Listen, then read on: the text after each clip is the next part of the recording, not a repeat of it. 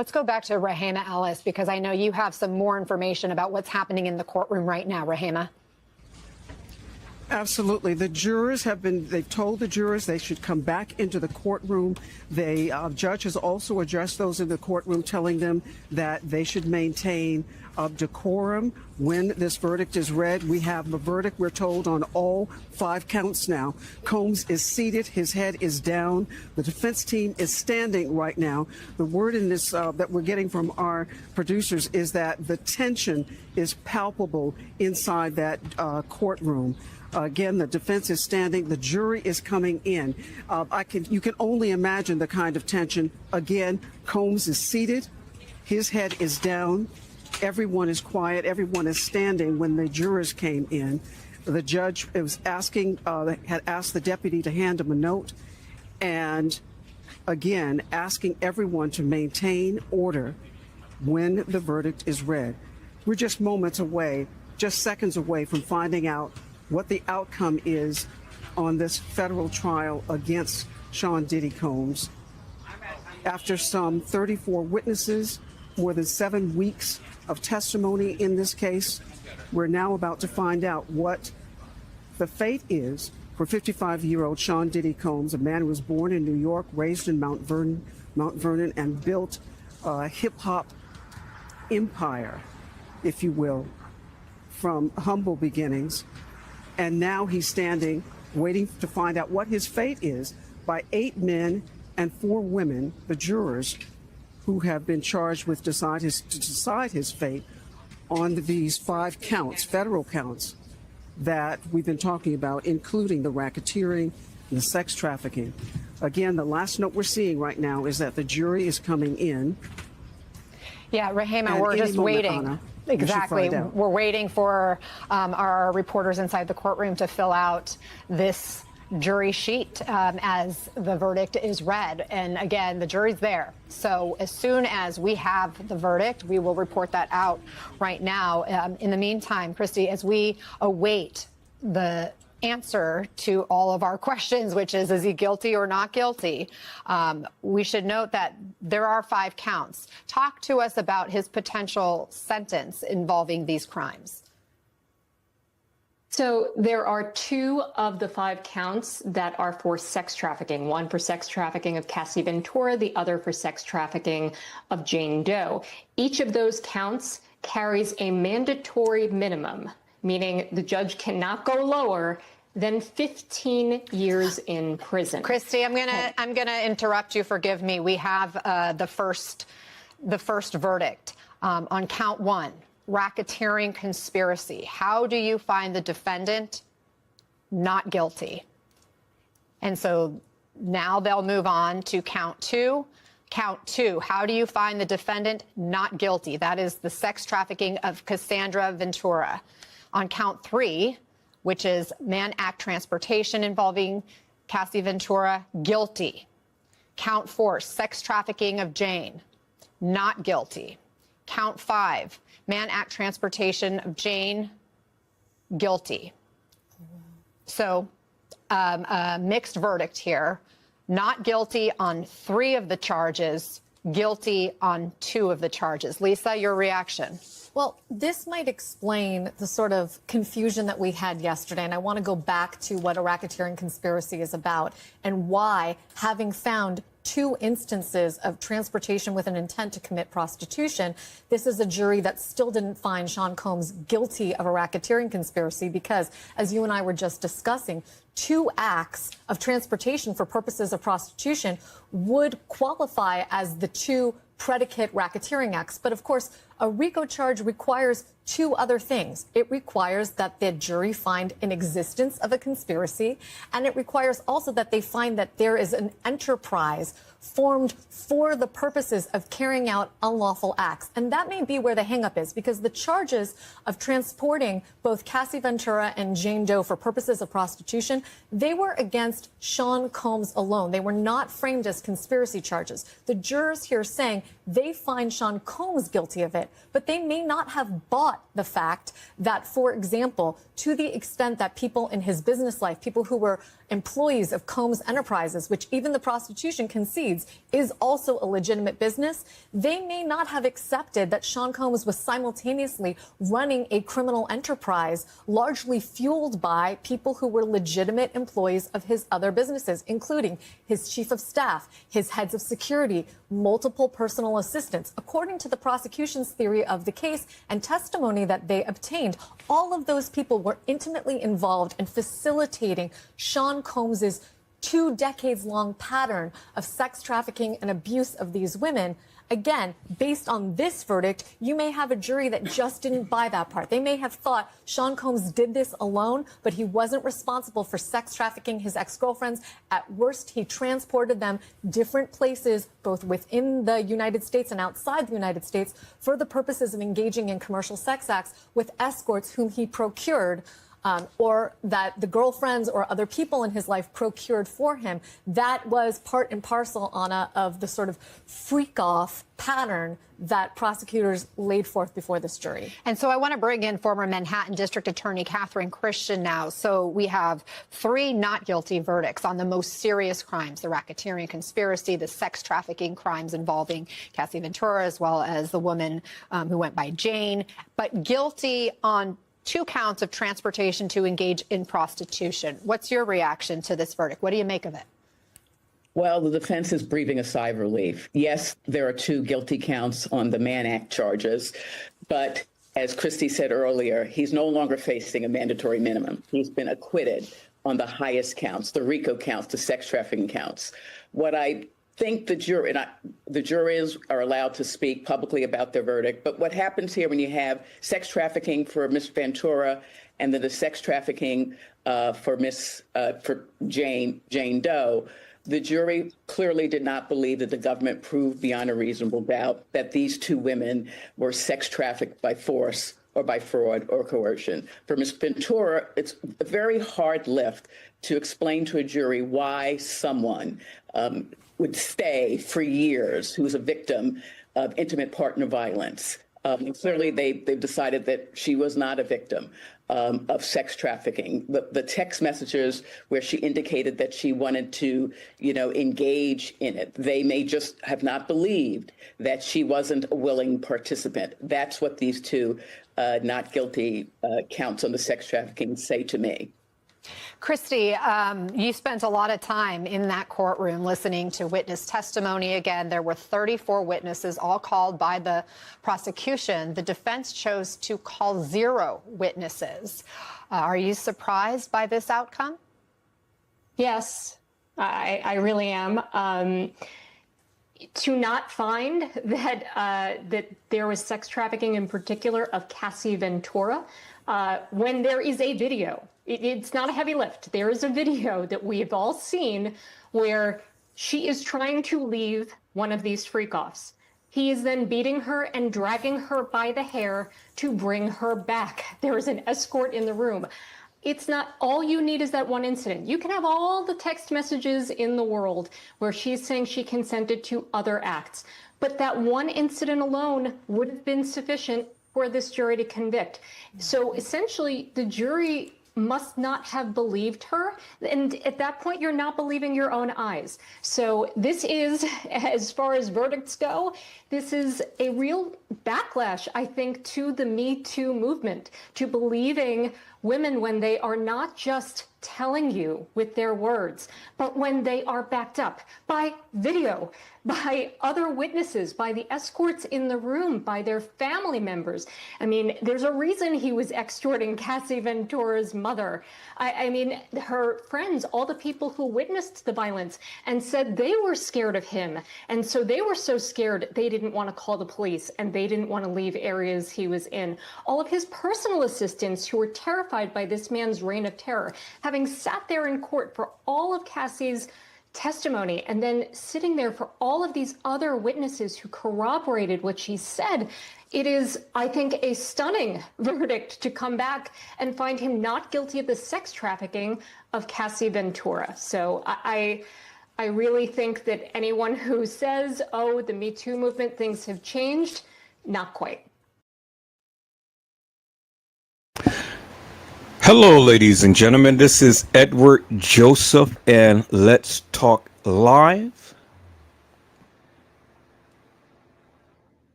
Diddy Verdict. All right, let's talk. Well, today, peoples, has been such an interesting day. I am here and I am live, and I am going to talk about some things, peoples. People's Diddy Verdict. You guys come on in. You guys come on in. You guys come on in, for there's so much to talk about, peoples. You guys come on in. Peoples, I am here and I am here to talk about the Sean Diddy Combs case. I am here to talk about the Sean Diddy Combs case, peoples. And see, the thing is, peoples, many people are very angry. Many people are very angry and upset because of the simple fact that Sean Diddy Combs did not get prosecuted for the racketeering charge. He didn't get prosecuted for the racketeering charge, peoples, and rightfully so. And I say that, peoples, because the prosecution did not prove their case. You cannot have racketeering with just one person, peoples. If it's a conspiracy, if it's a racketeering and things, all of those people that was involved in this madness should have been on trial with him, not him himself. And I'm happy, people. So I am happy, and I know I'm going to piss off a lot of people. So you guys come on in. You guys come on in and shoot your shot. Say what you need to say, but keep it clean, keep it smooth, and keep it on even kilter. Is that all right, peoples? Now, I don't mind the people coming chiming in and saying what they want to say and saying what they need to say, but keep it clean, peoples. Is that all right? Now, my stance is simply this, peoples. Cassie Ventura got what the hell she deserved. She got her ass beat up on national TV. Now, I know many of you don't endorse that. I know many of you don't agree with that, and that's fine. Because at the end of the day, Cassie Ventura, she came out on top. The girl got over $20 million, peoples. And she has a baby, and, you know, she's doing good with her husband, and, you know, she's living her life and doing whatever she's doing. But see, the thing is that she was young and she was a freak. I said she was young and she was a freak. And so when you're young and you got a nice body like that and you're a freak, well, why are you getting mad with the people doing the various things that they did to you? You know, she stayed with him for what? Over 10 years, peoples? Over 10 years, this woman stayed with her, and she tried to proclaim that she could not leave, which is bullshit and nonsense, peoples. I said it's bullshit and nonsense. She could have left at any given point in time, but she chose to stay. And she chose to stay for a good reason, because she wasn't going to get the type of fame, fortune, and she wasn't going to get the exposure that she got while she was with him. Now, I don't endorse Diddy's behavior. I don't endorse it at all, one bit. I don't believe that a man should be putting his hands on a woman, only if they keep their hands to themselves. Now, if you're big and bad and bold enough to put your hands up on a man, well, then you're big and bad enough and bold enough to get your ass slapped down and beat down. Period. End of story. Keep your hands to yourself, ladies and gentlemen, and then you don't have no beef and you don't have no grief. But anybody who wants to put hands up on each other, well, then, hey, the other person has the right to knock the hell out of them. Simple as that. That's just how I feel. Now, just because you're a lady, it doesn't give you no right to just go up and beat up on a man, regardless, whatever the circumstances may be. Keep your hands to yourself, and then you won't get slapped down, and you won't get beat down, and you won't get knocked down. Is that all right? But see, the thing is, peoples, Cassie knew the type of person Diddy was. or Diddy is. She knew that. A lot of people who came into his circle knew who Diddy is, and they chose to deal with it. See, the thing is, people's money talks and people can't walk. See, the thing is, money talks and people can't walk. And the reason why I say that they can't walk is simply because, people's, if they chose to walk, they could have walked a long time ago, but they chose not to walk. They chose not to walk. Y'all hold on for one moment. Yeah.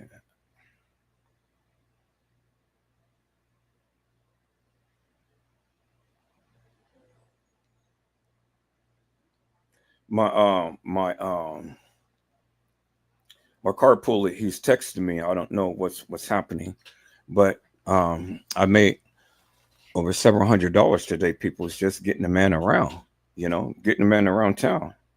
Now this whole week is my vacation and things, and I'm just taking it easy and stuff. So he just needed me to get him around to his doctor's appointments and things like that. And he asked me how much would I charge. I said, well, you just give me whatever is set up on your heart. And so if anybody knows California, I got him out to the hold on for a second.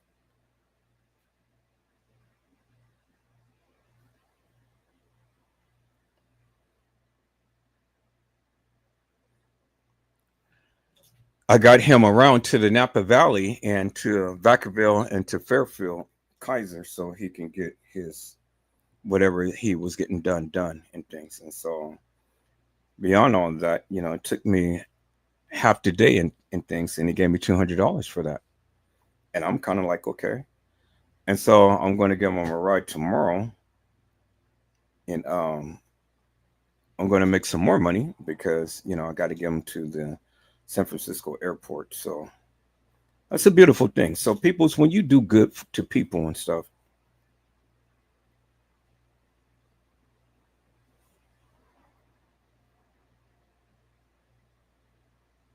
when you do good things for people, great things happens to you, and God always blesses you and stuff. So do good things for people and God will bless you. All right, so let's get into this Diddy thing.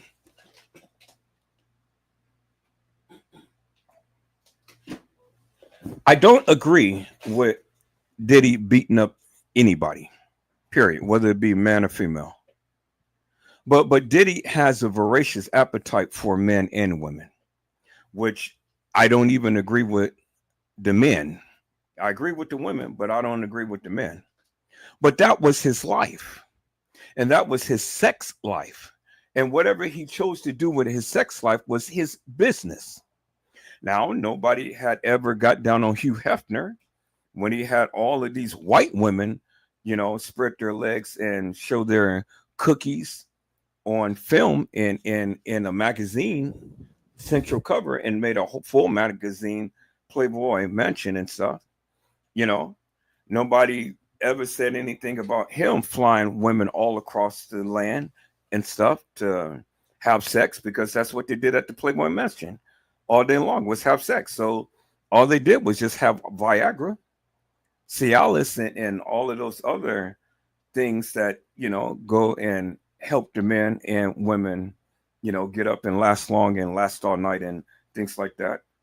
I mean, you had nasty women over there getting pissed upon it and having fecal matter thrown up on them and stuff, and all of this crazy madness and whatnot. But nobody ever got down upon Hugh Hefner. Now, Diddy is another Hugh Hefner in the sense that, he liked these freaky parties and things. He liked this nasty stuff. But see, the thing with Hugh Hefner, I didn't see gays over there. I just seen women and white women.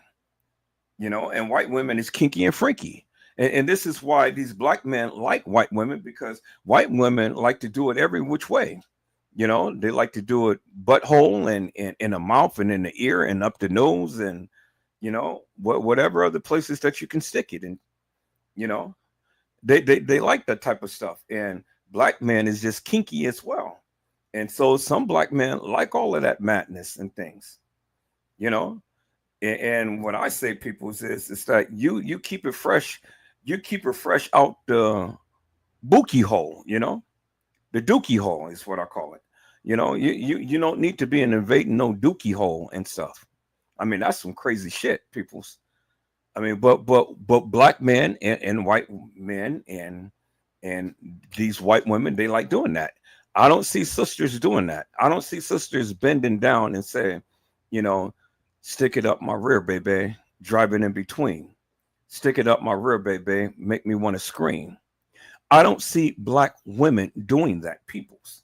I just see kinky white women and whatever other type of races that's out there that do that shit. God gave man a penis, and the penis goes into the vajah and nowhere else. Not sticking in their mouths and not sticking in their ears and up their nose and everything else. It goes to the vajah, and it's to reappropriate, make some kids and stuff and populate the land. But y'all be taking it way to a whole new level and things. And this boy took it to a whole new level. Now they said that he spiked drinks and he did all of this and that and the other. Now, if the feds really wanted to take this man down, they said that he was messing with the young ones too. They said that there was a young one that was on a table that had a spread around her and everybody was eating off of her. Well, if that be the case, peoples, why didn't they go ahead and prosecute him for that as well? They said that the young ones, they had this little white lady who said that she was SA at her early age. Diddy and Jay-Z was the ones who had SA'd her at some type of party or whatnot. But we come to find out that's not true and things, because they wasn't even around at the time to when this lady alleged this certain madness and things, and she was autistic. But that never stood. And so, it's amazing. They said that Diddy had did Justin Bieber and Usher. But Justin Bieber and Usher never took the stand to say Diddy came up my rectum. That never stuck. And all of the other people who Diddy was supposed to had did peoples, where were they? Where were they? None came and said that they came up their rear end, peoples. Where was the people? Where was the Rico? It was Frico, but was it Rico? Where was it? All of these people who the prosecutor said, yeah, they did this, they did that, they gave them immunity because they wanted to take this black man down. Where's Clyde Davis and all of them? Where's Oprah Winfrey? Where's Tyler Perry? Tyler Perry, he's being sued because that freaky man has been trying to go up this little white man's boo hole, and he's got caught out. Where's TD Jakes and all of them? TD Snakes, the one who they said he was the thunder booty. He was the power bottom. Where is he? He wants to try to sue somebody and stuff and say, oh, well, he didn't go to Diddy parties. Niggas, you was there. You were there. You were there and you all hooked up on him. Hey, man, how you doing? And yeah, and all like this. What is a preacher doing at a Diddy's party? Unless you over there praying for the man and laying hands on the man, but not in that fashion, and anointing him with oil, but not in that fashion, man, you ain't got no reason.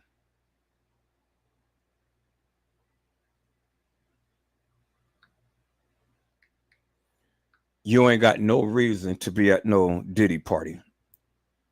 And where is that guy who played basketball for, I think it was the Lakers?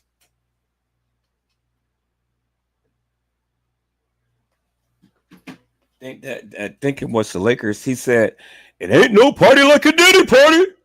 And then that nigga dressed up as a woman in a little skirty skirt outfit and things. LeBron James. Where is he? Ain't no party like a Diddy party. And then all of those other suckers who has been licking on lollipops and things. Where are they? Where are they, peoples? And then a lot of those people, they left. They left the United States. They left because they knew what was coming down.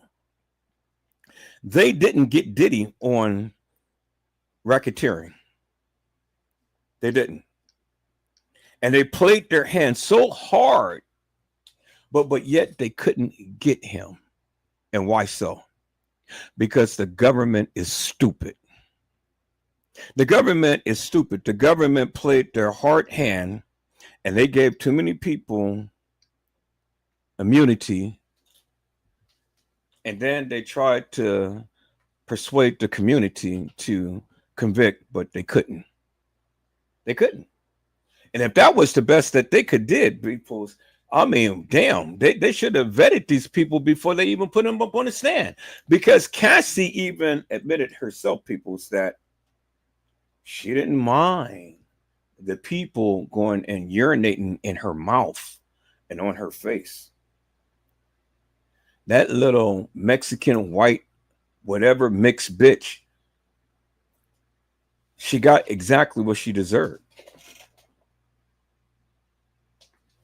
She got a good ass black whooping from a black Negro, a black Mandingo.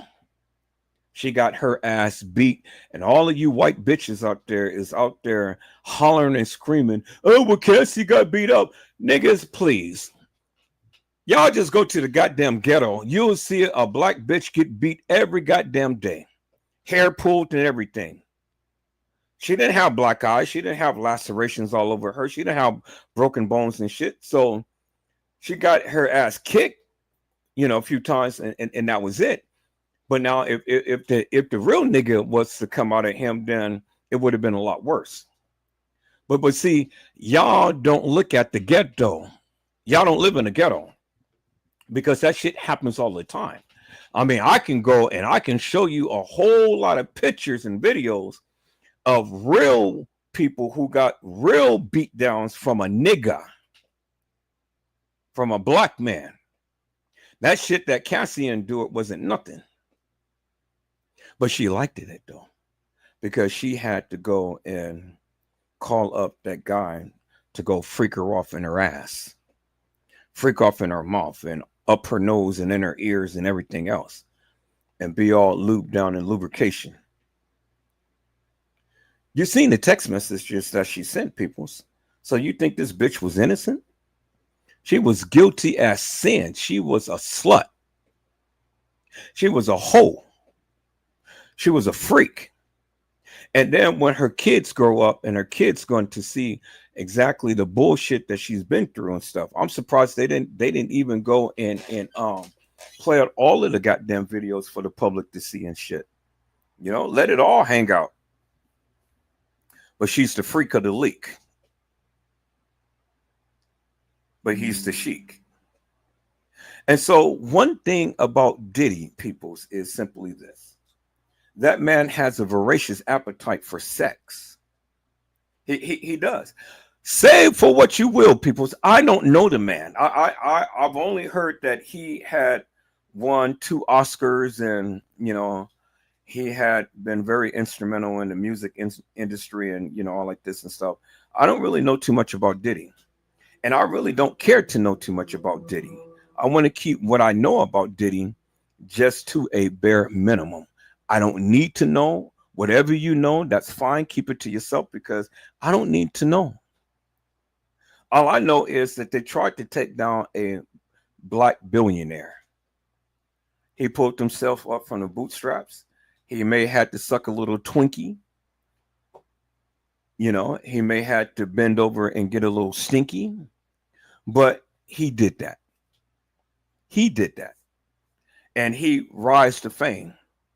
All of Hollywood ain't nothing but a bunch of sex fiends, hoes, lesbians, gays, transvestites, and the likes. That's Hollywood. Every last one of those suckers, even Denzel Washington, they gay.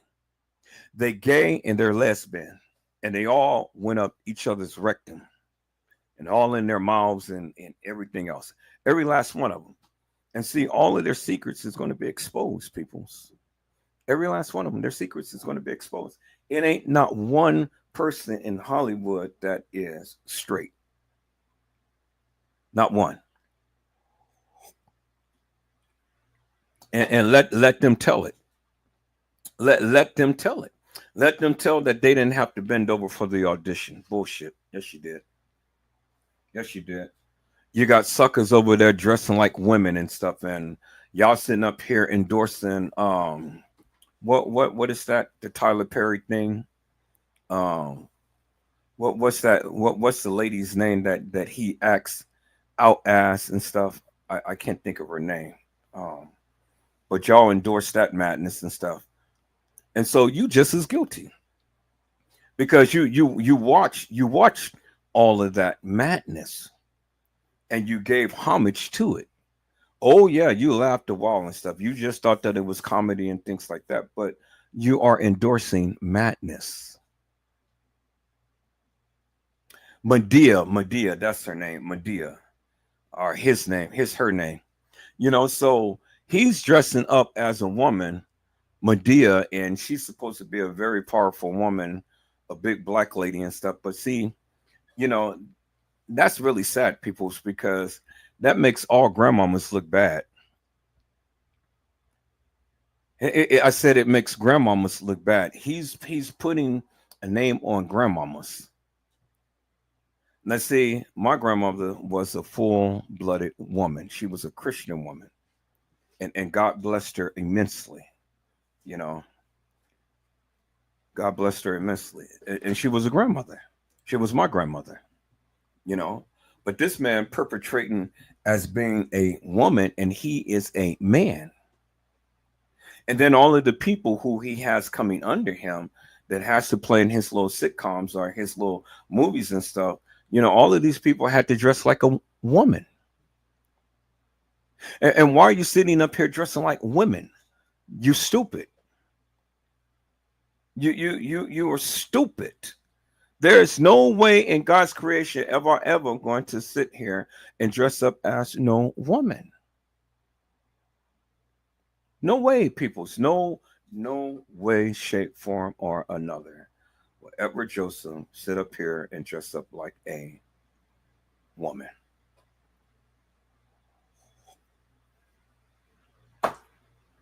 You're stupid for that. And so y'all get mad at Diddy because Diddy touched a woman's kitty and played with her titty, and then he turned around and he beat her ass in the end. Who effing cares, peoples? You think I actually care, peoples? I don't. I don't. Whatever he did to any woman, that's what they deserve, because see, they chose to be in that lifestyle. They chose that. Nobody chose it for them. They chose it for themselves. And they enjoyed every last moment of it.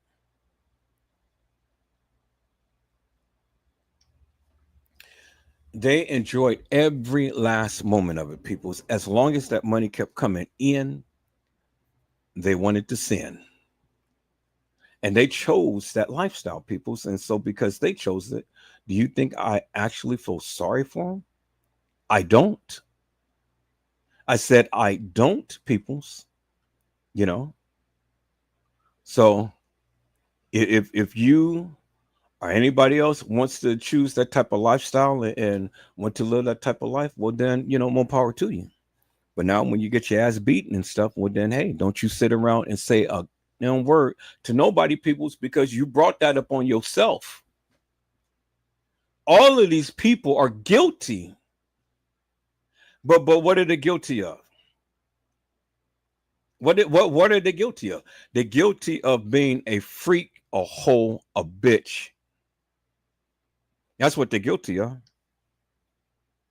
I said that's what they're guilty of, peoples.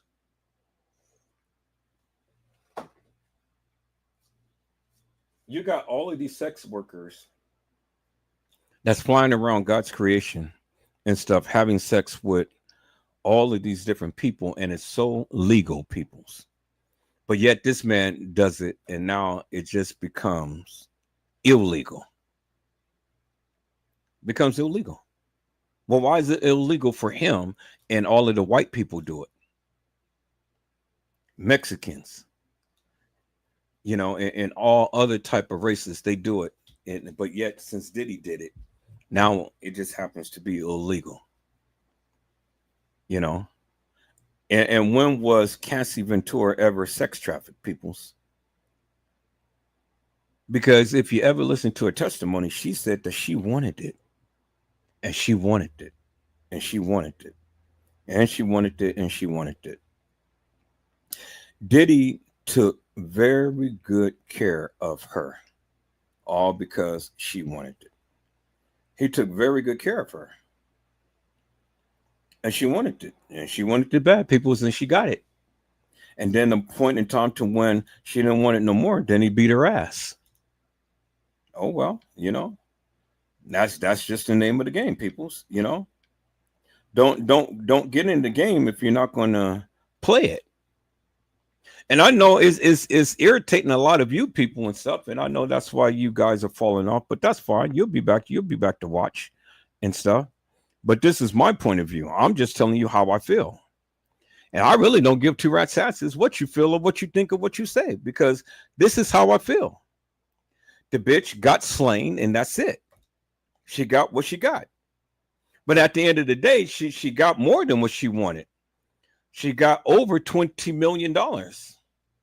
So how many of you are going to take a licking and keep on ticking? But see, she was young. She played the game very well. She hung in there as long as she could. She got done every which way, all of that worn out shit. They worn her ass out. They worn her cookie out. They worn her mouth out. I'm surprised that she didn't even get no type of VD, behind all of that shit. Sucking on men's Twinkies and stuff, It's sad, people. It's really sad.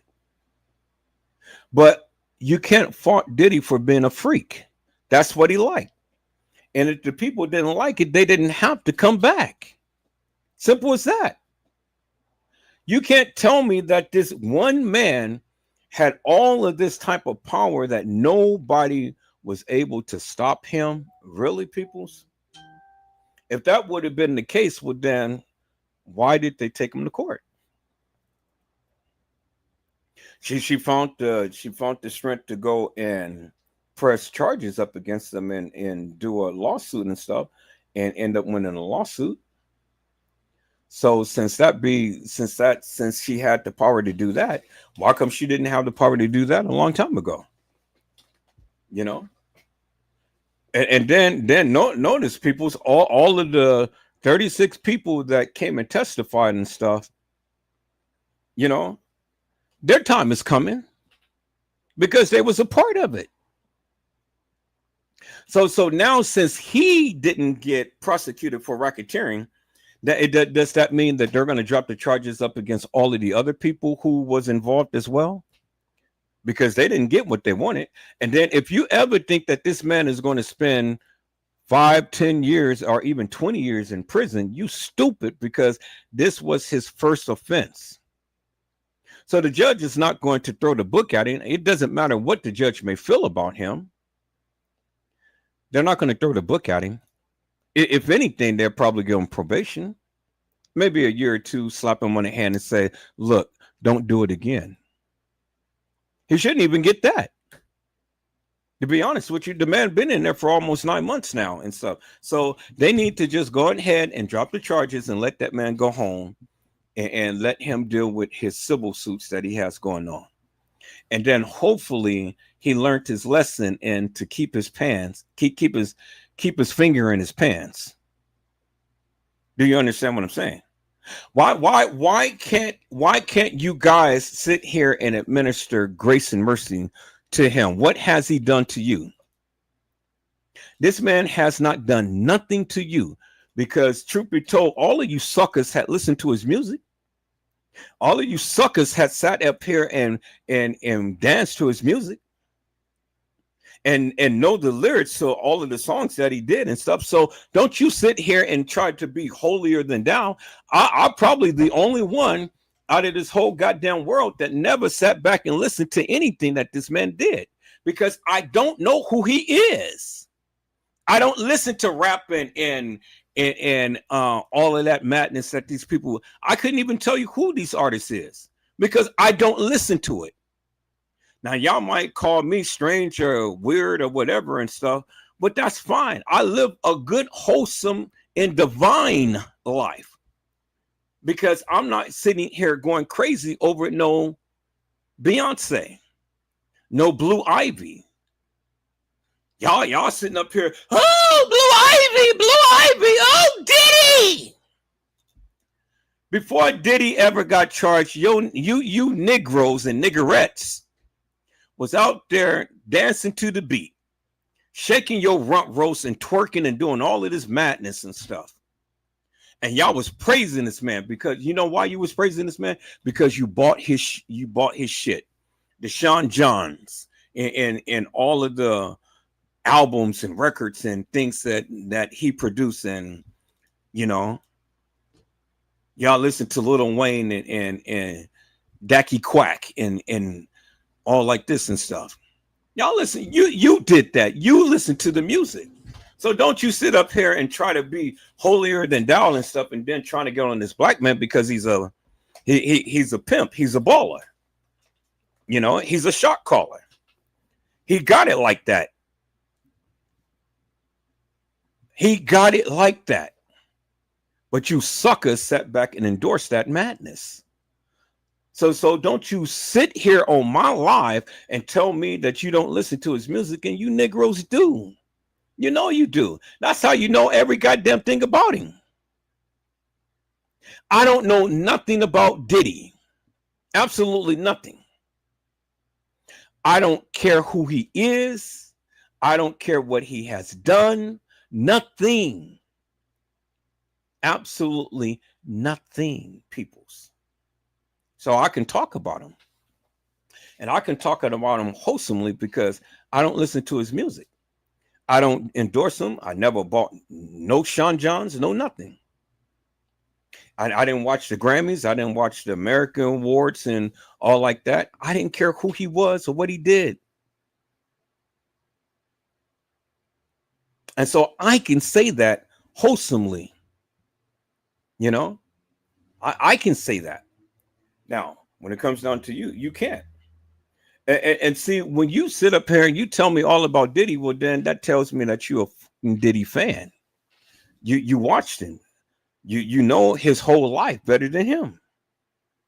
You know all of the ins and outs about Cassie and all of these other suckers in Hollywood and stuff. See, I don't know the suckers in Hollywood because I don't watch all of those people and stuff. I don't pay homage. I don't give fanfare. I ain't lifting up the finger to buy their merchandise, no records, no nothing. Because I don't endorse madness, peoples. You know. Yeah, I know every lyrics to every song that these people be singing. We sat here and we watched Zari and Monifa and then these other girls, and they were singing all of these songs and stuff, and they knew the words to the songs verbatim, and then they were rocking to the beat and stuff. But see, I don't live that type of lifestyle, people, so I can't tell you any lyrics to any of those songs and stuff because I don't listen to it. You know, I don't. Now you may. Now, are you mad because I'm talking about you? Well, why are you getting mad? You're the one who's endorsing the devil, not me. That man got rich off your back. That man got rich off your sweat and tears. Y'all couldn't wait to go ahead and go to the concerts and pay $100, $200, and then $50 in parking and stuff, and then $40 in food and stuff, and then y'all spending more money on merchandise and wearing all of the Sean John clothes and all of this stuff. Y'all endorse the madness. Y'all be at the concerts. Y'all be singing the songs and stuff.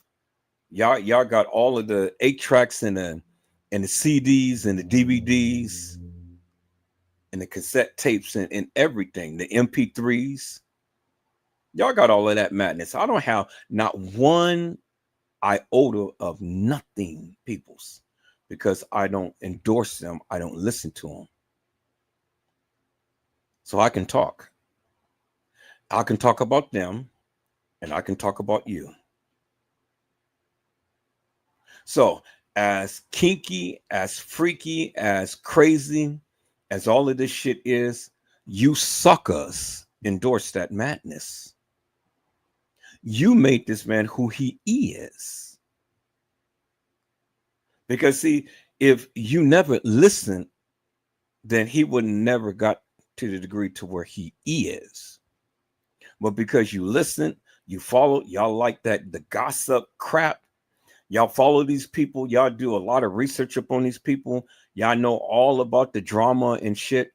This lady man, the messy sweet spot. I heard that he was a man, but he transitioned into half man, half woman. Y'all know who she is, the messy sweet spot. Girl, let me tell you. And she just goes on and on and on and on. I mean, she's in every goddamn body's business but her own. And the amazing thing is you guys sit back and watch that madness.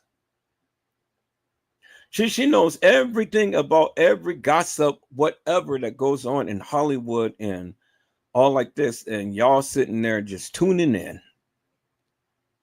And then you got this girl, Tisa Tells, who just was, oh man, she was just emphatic. Oh yeah, Diddy is guilty and this and that and the other. But the bitch need to get laid and stuff and put some color into her skin. She need to get laid by a Mandingo warrior, put some color into her skin and stop wearing those fake wigs and shit. Because under there, it ain't nothing but naps and snaps. It's called what is that? Rice Krispies snap and crap. She need to comb out her goddamn hair and leave all of those frontals alone and shit. But oh yes, I'm on you, Tisa Tells, because your bitch ass, you just thought that Diddy was so goddamn guilty as sin. And let me tell you, let me tell you, people's and all like this and stuff. And I mean, she just goes on and on and on and on. I mean, people's, we got niggas, we got Negroes, we got black people, we got all facets of people in life and things. Who gives a fuck what Diddy did and how he did it? Whether he did it out in the open or whether he did it in his goddamn bedroom, who did it and how he did it is his goddamn business. It ain't yours. So say the fuck out of his business. Now, if you don't want your head to be ramped in between someone's crack hole and stuff, well then why the fuck you worried about it? So what if he had 1,000 bottles of baby oil? He didn't go and he didn't anoint you. He didn't touch you. He didn't call you. He didn't say, hey, I need you to come to the freak off. Just because you at home and you ain't getting shit. Your man can't even get it up. You over there with a broomstick and all of this stuff going at it with yourself and things and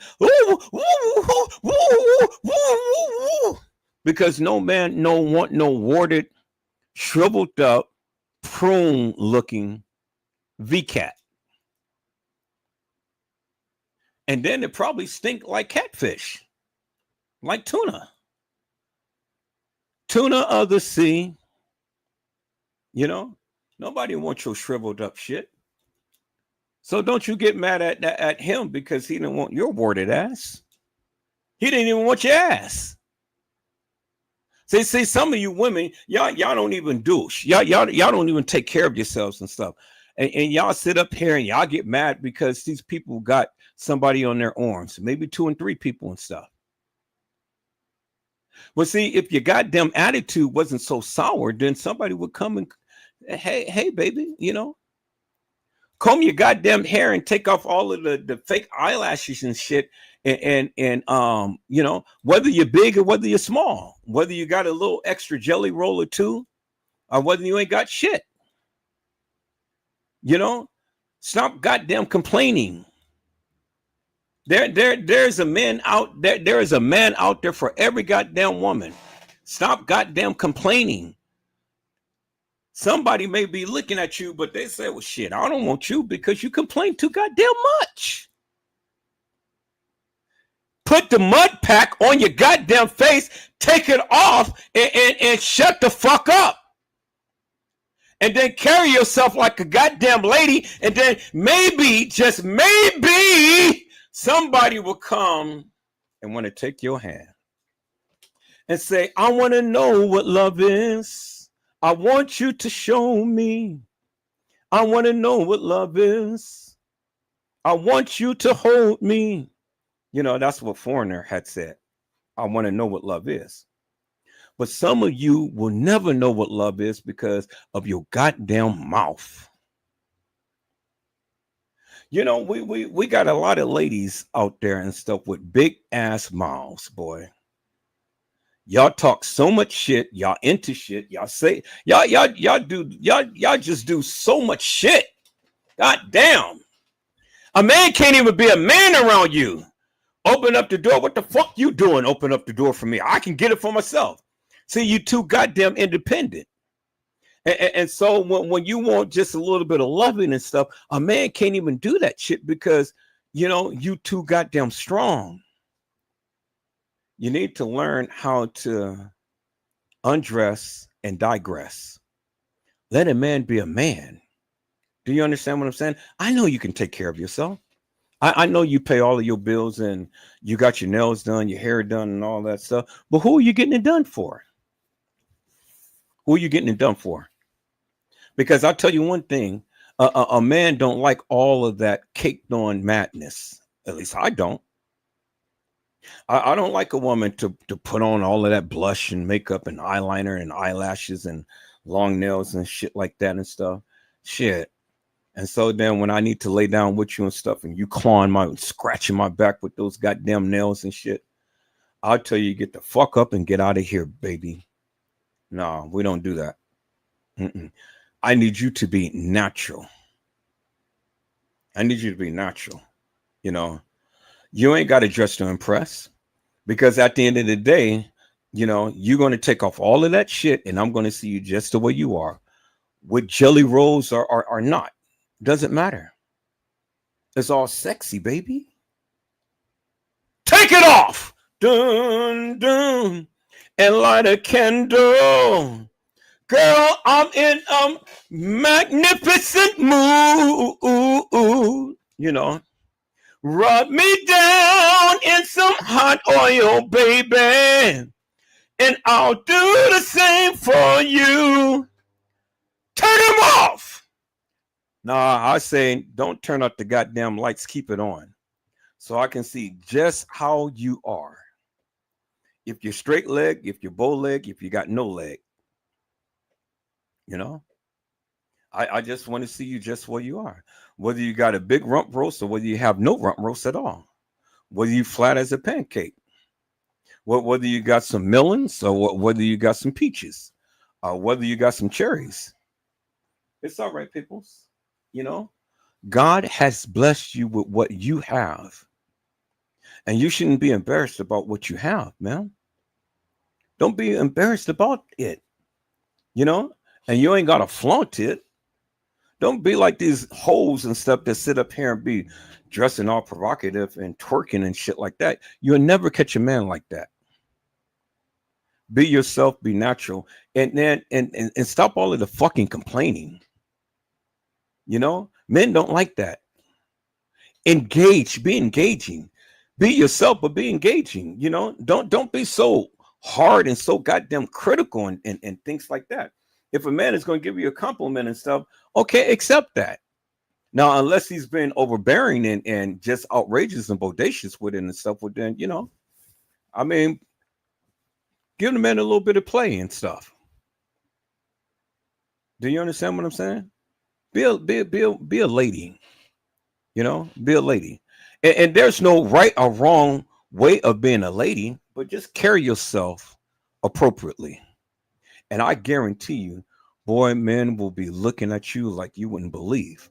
And the right man will come. And the right man will want to take your hand. But when you want to sit up here and try to be sexy and all like this and stuff, you know, you know what you're going to attract, right? You're going to attract the deviant, devilish, and demonic people. You're going to attract Negroes, hoes, freaks, and all that type of stuff. Because a true man looks at the heart and not what you have on. Now, they be attracted to your physical appearance, but they look at the inner part of you. Or are you one that can be jovial? Are you one that can be submissive? Or are you one that can be complimentary? You know? Or are you one that can be a very valuable asset? Are you one that can be by the person's side? Are you a help meet and not a mate? It's a difference between a help meet and a mate. See, when God had took the rib from Adam and he made woman, he said, bones of my bones and flesh of my flesh. You know, he had already told us it is not good for man to be alone. And so he is going to make him a help meet, not a help mate. Do you understand what I'm saying? And so unless you're going to be beneficial to him, to yourself, to your children, unless you can be a virtuous woman whose price is far above rubies, well, then you're nothing. You're absolutely nothing but trash. That's it. Trash that just want to shake her ass and just want to, you know, throw it off.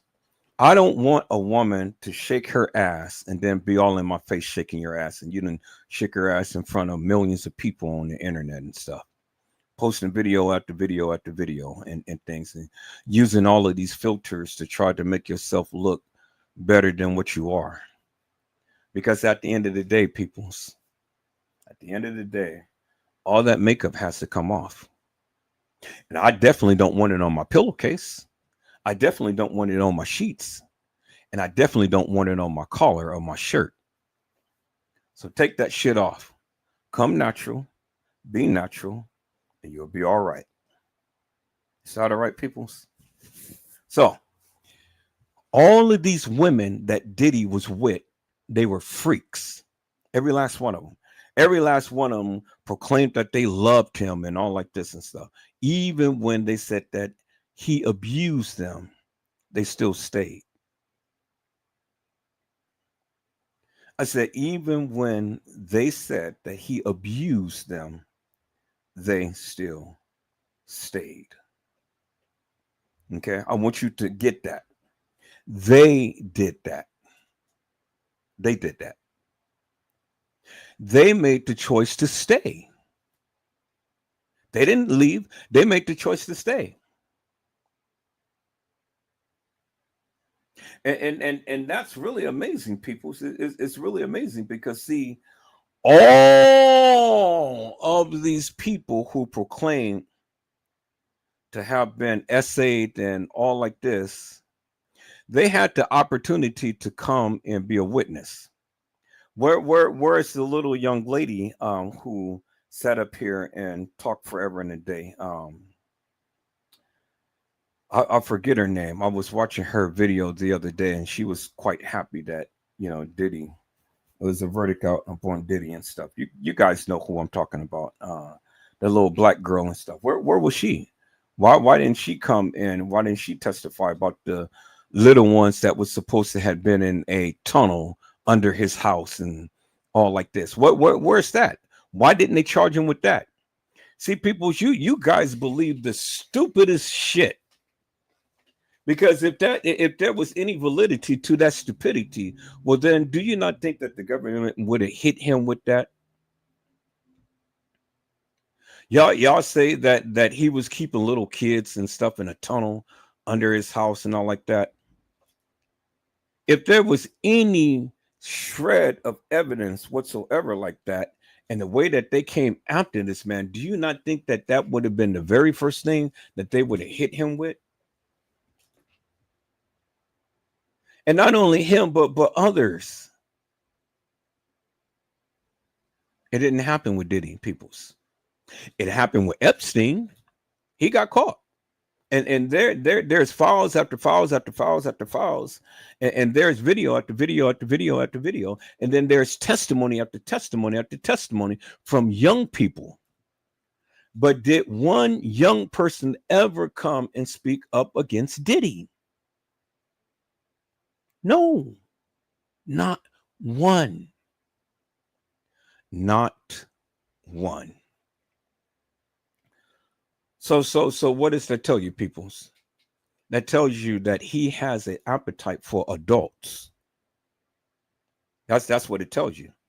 So you can't always believe the hype and all of the rumors and stuff until something comes out.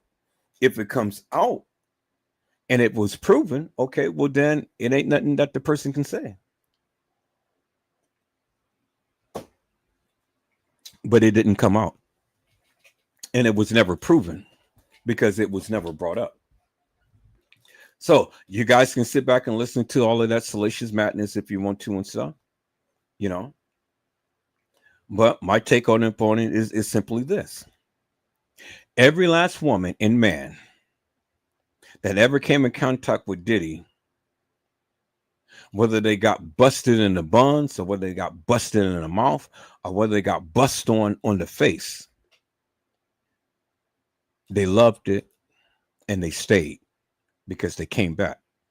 Because every last sucker had an opportunity to say something and they didn't. They had an opportunity to bring him down and they didn't. And so you got to ask your question. Why is that, peoples? Why didn't the people come out and say much of anything? Because these suckers love what had happened to them because they was in it for the money, the fame, the glory, the fashion, the prestige, all of that stuff. And they knew that if they was to come out, well, then more will come out with them. Do you understand what I'm saying? So if you're going to go with tit, you got to come with the tat. So if you go with tit, you got to come with tat. Tic, tac, toe, 3 in a row. Cross the line. Now you have to go. And so, peoples, if you go with tit, tat will come out. And tat will have a bat. And it will knock you out. Because, see, the thing is that whenever you do tit for tat, that always come back. And it'll always come back to hit you and knock you down. See, whenever you try to go and try to vilify somebody and try to bring somebody down, well, then just get prepared. Because, see, the thing is, it's just looking like the man in the mirror. Whatever you throw out is going to come back up on you tenfold. And whatever you have done, it's going to come back up on you as well. Because nobody in this world is perfect.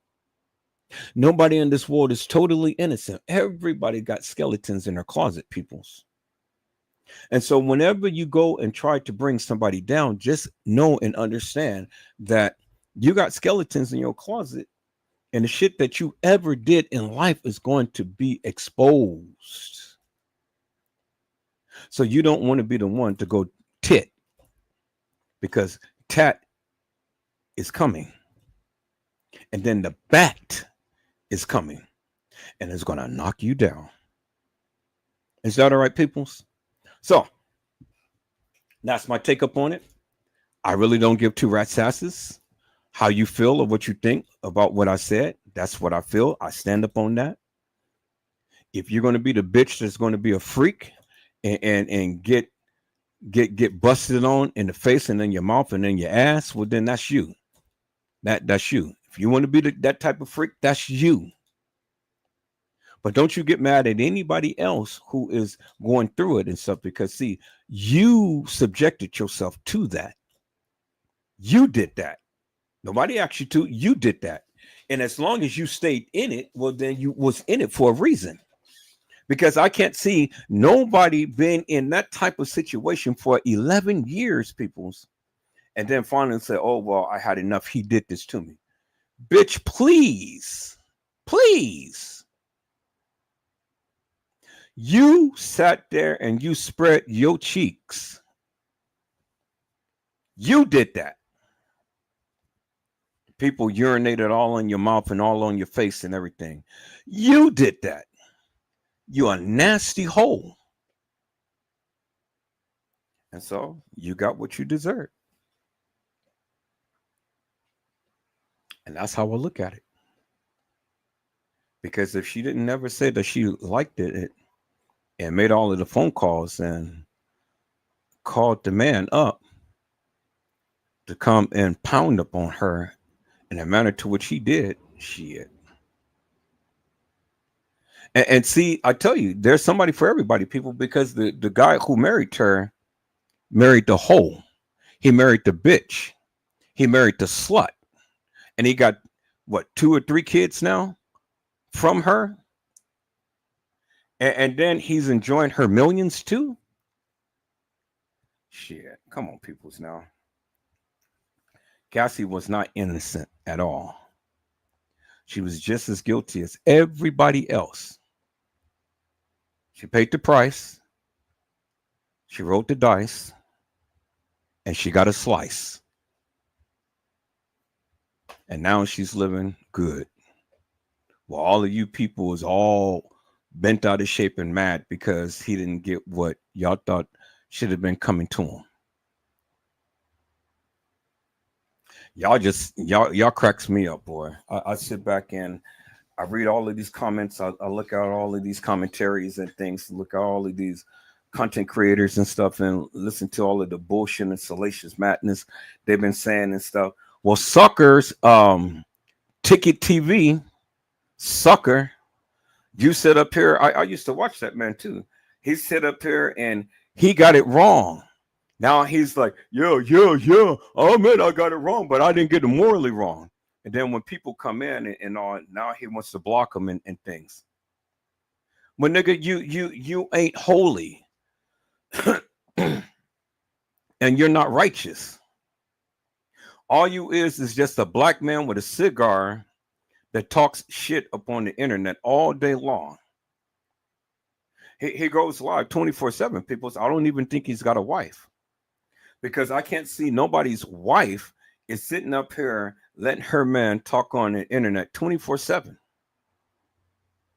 And I used to watch him. I used to like him until he just got big-headed, because he just thinks that he's all of that in a cup of tea. But Ticket TV ain't shit. He ain't nothing but a black honoring man that talks shit, and then in this case got it totally wrong. Ticket TV, you're a sucker. You're a lollipop. Because see, people's, the thing is this.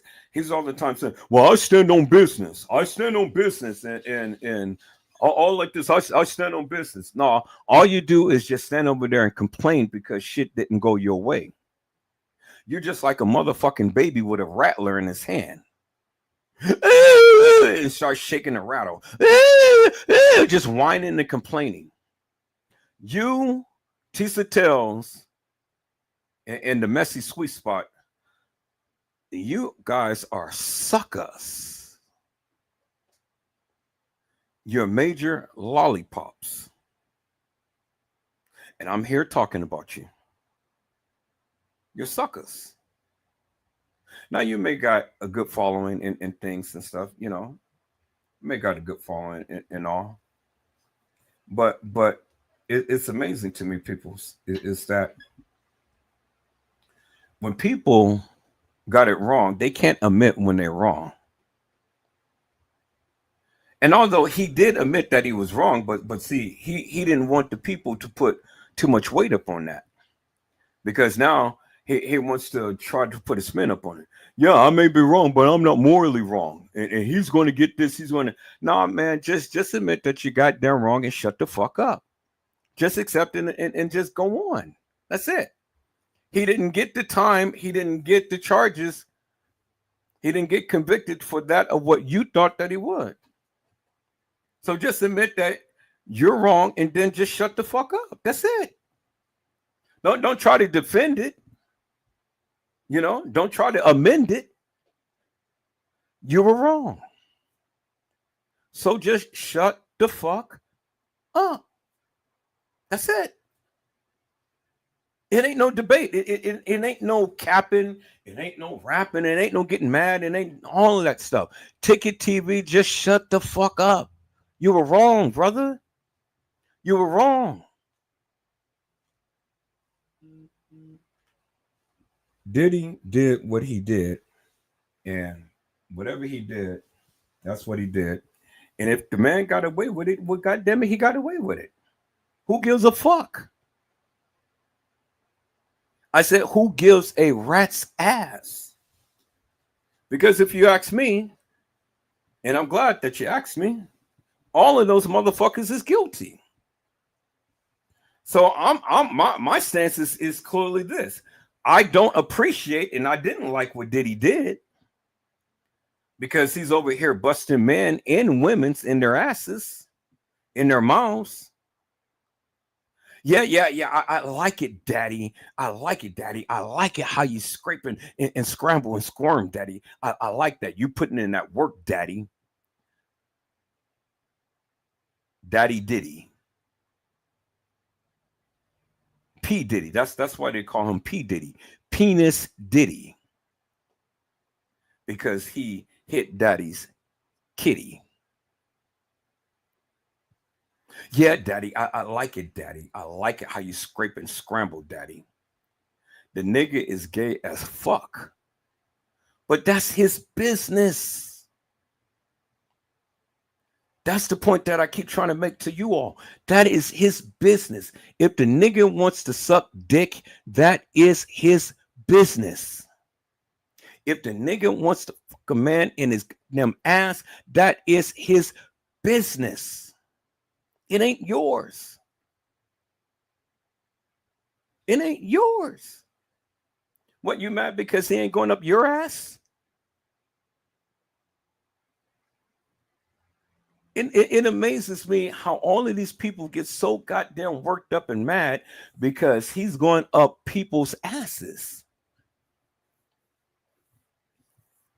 That's his business. If he's going up their ass, that is his business. That is his flavor. That is his style. That's what he likes. That's what he wants to do. Who gives two rats asses? I don't give a fuck, because it ain't my business. Do you understand, peoples? So whatever Diddy did in his life, that's his business, peoples.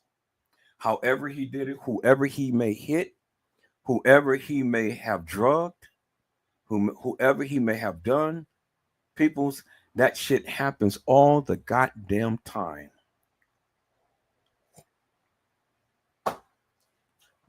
And he ain't the only one. Because if he is doing it, somebody did it to him. And then somebody did it to them. And then somebody did it to them. And then so on and so forth. So all of them are freaks. All of them are nasty. They just haven't got caught yet. All of them are gay and all of them are lesbian. They just haven't got caught yet. So now, what you guys gonna say if they come up with Beyonce saying that Beyonce is taking a girl's kitty, and she's putting on a fake dildo and ramming a girl up her anal hole?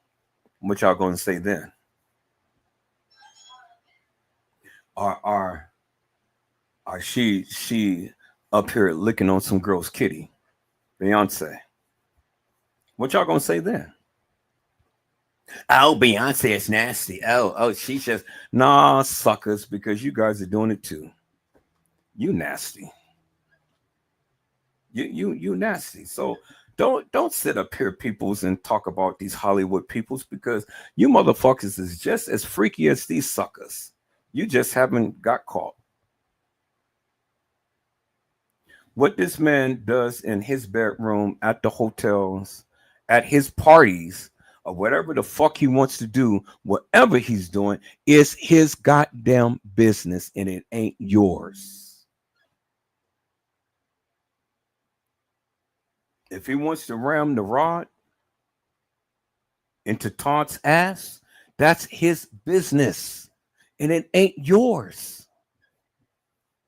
But you guys, you motherfuckers, y'all stay in people's business all the goddamn time.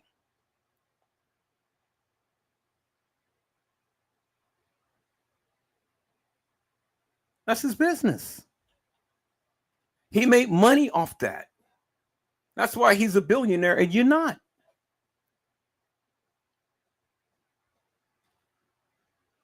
So, what accomplishment did he do? I mean, is anybody giving him praises for the compliments that he did? If anybody giving him praises for him being a billionaire and stuff, y'all focus upon every conceivable, obnoxious, crazy shit that this man did. Y'all focus so much attention upon that, but see, why you focusing so much attention on that? Then talk about your goddamn self, because you endorsed the shit. Because you motherfuckers made him who he is. So anytime that you want to sit up here and talk about Diddy touching a woman's kitty and playing with the woman's titty, well then talk about your goddamn self, because you motherfuckers endorsed this ass. You made him who he is. Y'all bought all of his records, his albums. Y'all listened to his music. Y'all made love to all of his shit and stuff. You made this sucker who he is. And then many of you probably following his same footsteps. Y'all so quick to talk about Hollywood and all this salacious madness that's going on in it, but then when the tides is turned up on your ass, you ain't got shit to say. Like he said, you ain't got shit to say. You motherfuckers are so quick to put the next person down, but then let's get on your ass. Let's take a retrospective look at your motherfucking ass and see what the fuck you did in life. Let's talk about you for a change. Let's turn this tides around and let's talk about you suckers and how you lived your life, the shit that you did and stuff. Oh, you wouldn't like that, would you? So why are you so engaged in all of this salacious madness and just losing your goddamn mind behind a motherfucker who wants to go and stick his Diddy in the girl's kitty? It ain't your business. It's not none of you guys' business. Is that all right, peoples? All right, peoples. Let's look what his attorney had to say, peoples. His attorney was speaking out. Let's see what the attorney had to say, peoples. Let me call that up here.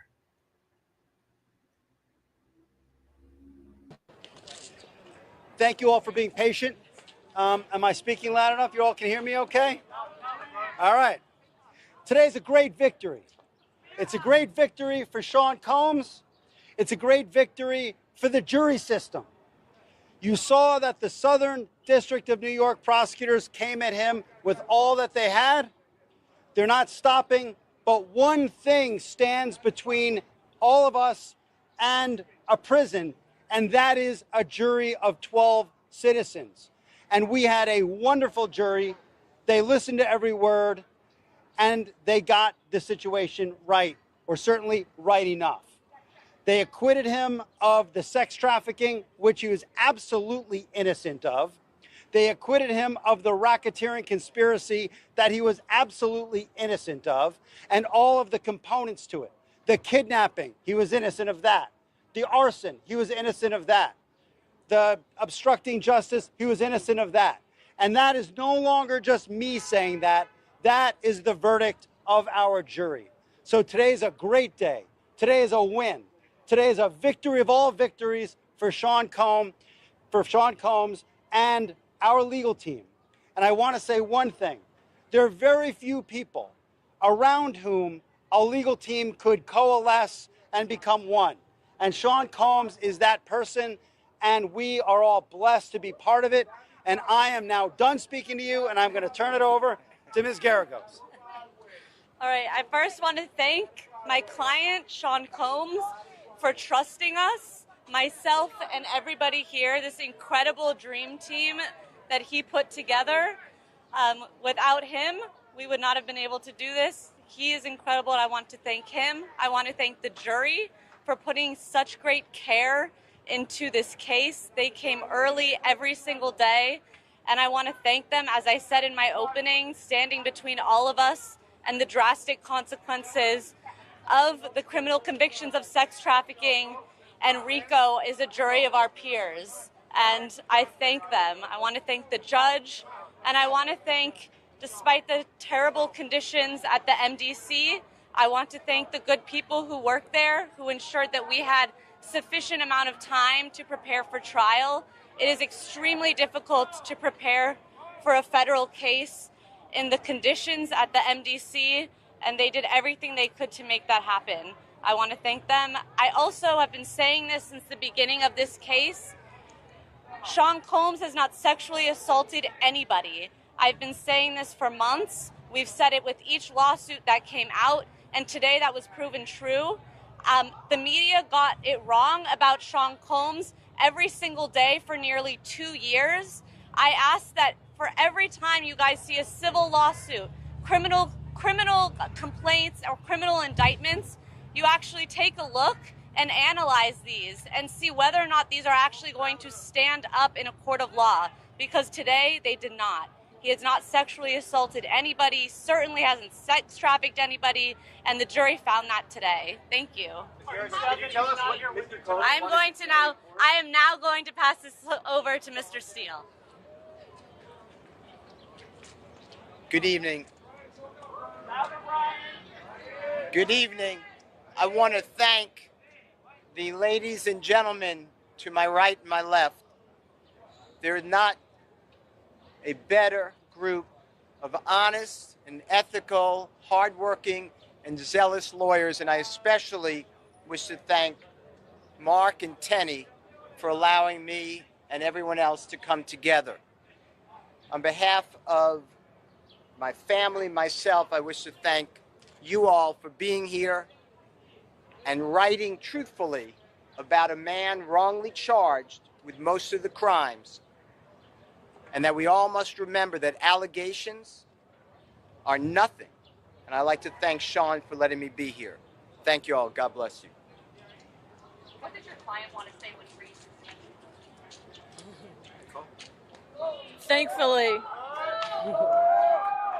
Thankfully, in our country, we have a right to a jury trial. And thankfully, Mr. Combs took that right. He actually battled for his freedom, for his innocence. He did it. And a lot of times, people are too afraid to do it. And he did it, and we're so happy that he did. We're proud of him. We are completely honored that he put his faith and his trust in us to fight for him. Today is a major win to show what the system can do. We appreciate and we're so thankful to the jury. Thank you to the court. Thank you, New York. It's been a pleasure being here and fighting in your district. Thank you so much. And listen, we appreciate the media. We do. There was a lot of reporting on the accusations. There was a lot of reporting on the indictment. Please report just as vigorously on the acquittal of these counts, please, because that's also the right thing to do. Thank you. Oh, sure. Good afternoon. Good afternoon. So, first of all, I want to thank this wonderful team behind me. I am so happy that they allowed me to join it. I would like to say that I've done a lot of trials, but this is probably the most special one to me. And most important, I want everyone to know the job is not done yet. We're not finished. The job is not done yet. And so I want to, again, thank Mark, Tenny, and the rest of these wonderful lawyers behind us. They did a fantastic job. And like those before me have said, our system, the jury system, is important. We need good people to serve on juries. We need good people to come and say a person is not guilty. Take that courage to do that. It's okay. We want you to serve on juries. This particular jury was a special jury. It was fantastic. It listened. It paid attention. It put the nonsense to the side. It put the distraction to the side and came to a lawfully good, just conclusion. Juries are important. Juries are important. But more important than that, I think, is people wanting to be on juries. So for all of you all listening, for all you out there in the public, please accept the call, become a juror, and do the right thing. Thank you very much.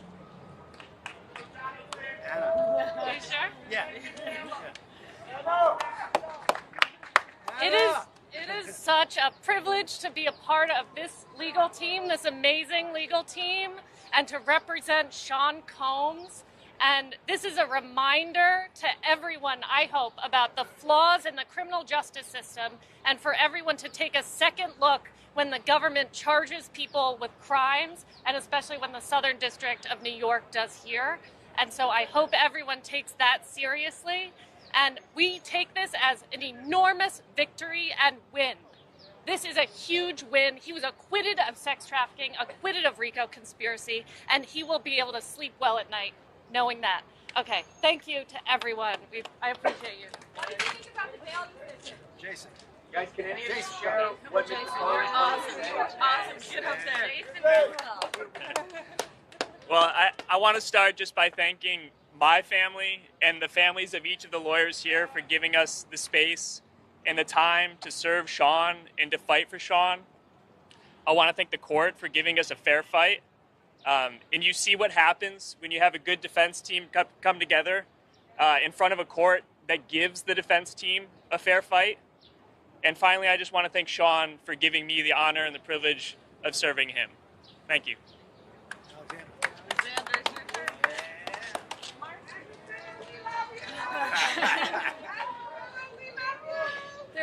I feel like there's not a lot more that I can say because of these wonderful people have really said all there is to say, but I do want to thank Sean for the privilege of this opportunity to help him clear his name after all, with the Southern District coming after him, guns blazing. It really is a testament to the fact that when you get a fair trial and a jury of your peers listens to the evidence, they will do the right thing. And I just want to say again how proud I am to be part of this team and to have helped Sean get a just verdict. Are you going to appeal the Manic conviction?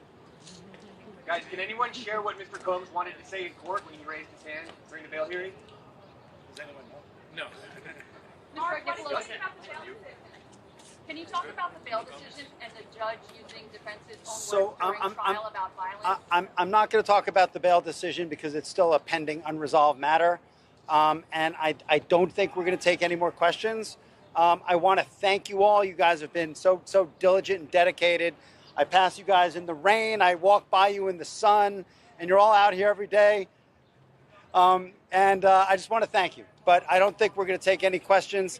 Can you take us through the ups and downs of the day, though? Because Mr. Combs got acquittals on the major charges. Maybe thought he could go home tonight and then was told he couldn't. So a lot of these things are still in process. I mean, the one thing I'm going to leave you with this. We are not nearly done fighting. We are just getting started. To win this and to defeat the prosecutors from the Southern District of New York takes effort from beginning to end. Today was a major step in the right direction, but we fight on and we're going to win and we're not going to stop until he walks out of prison a free man to his family. Thank you all for coming.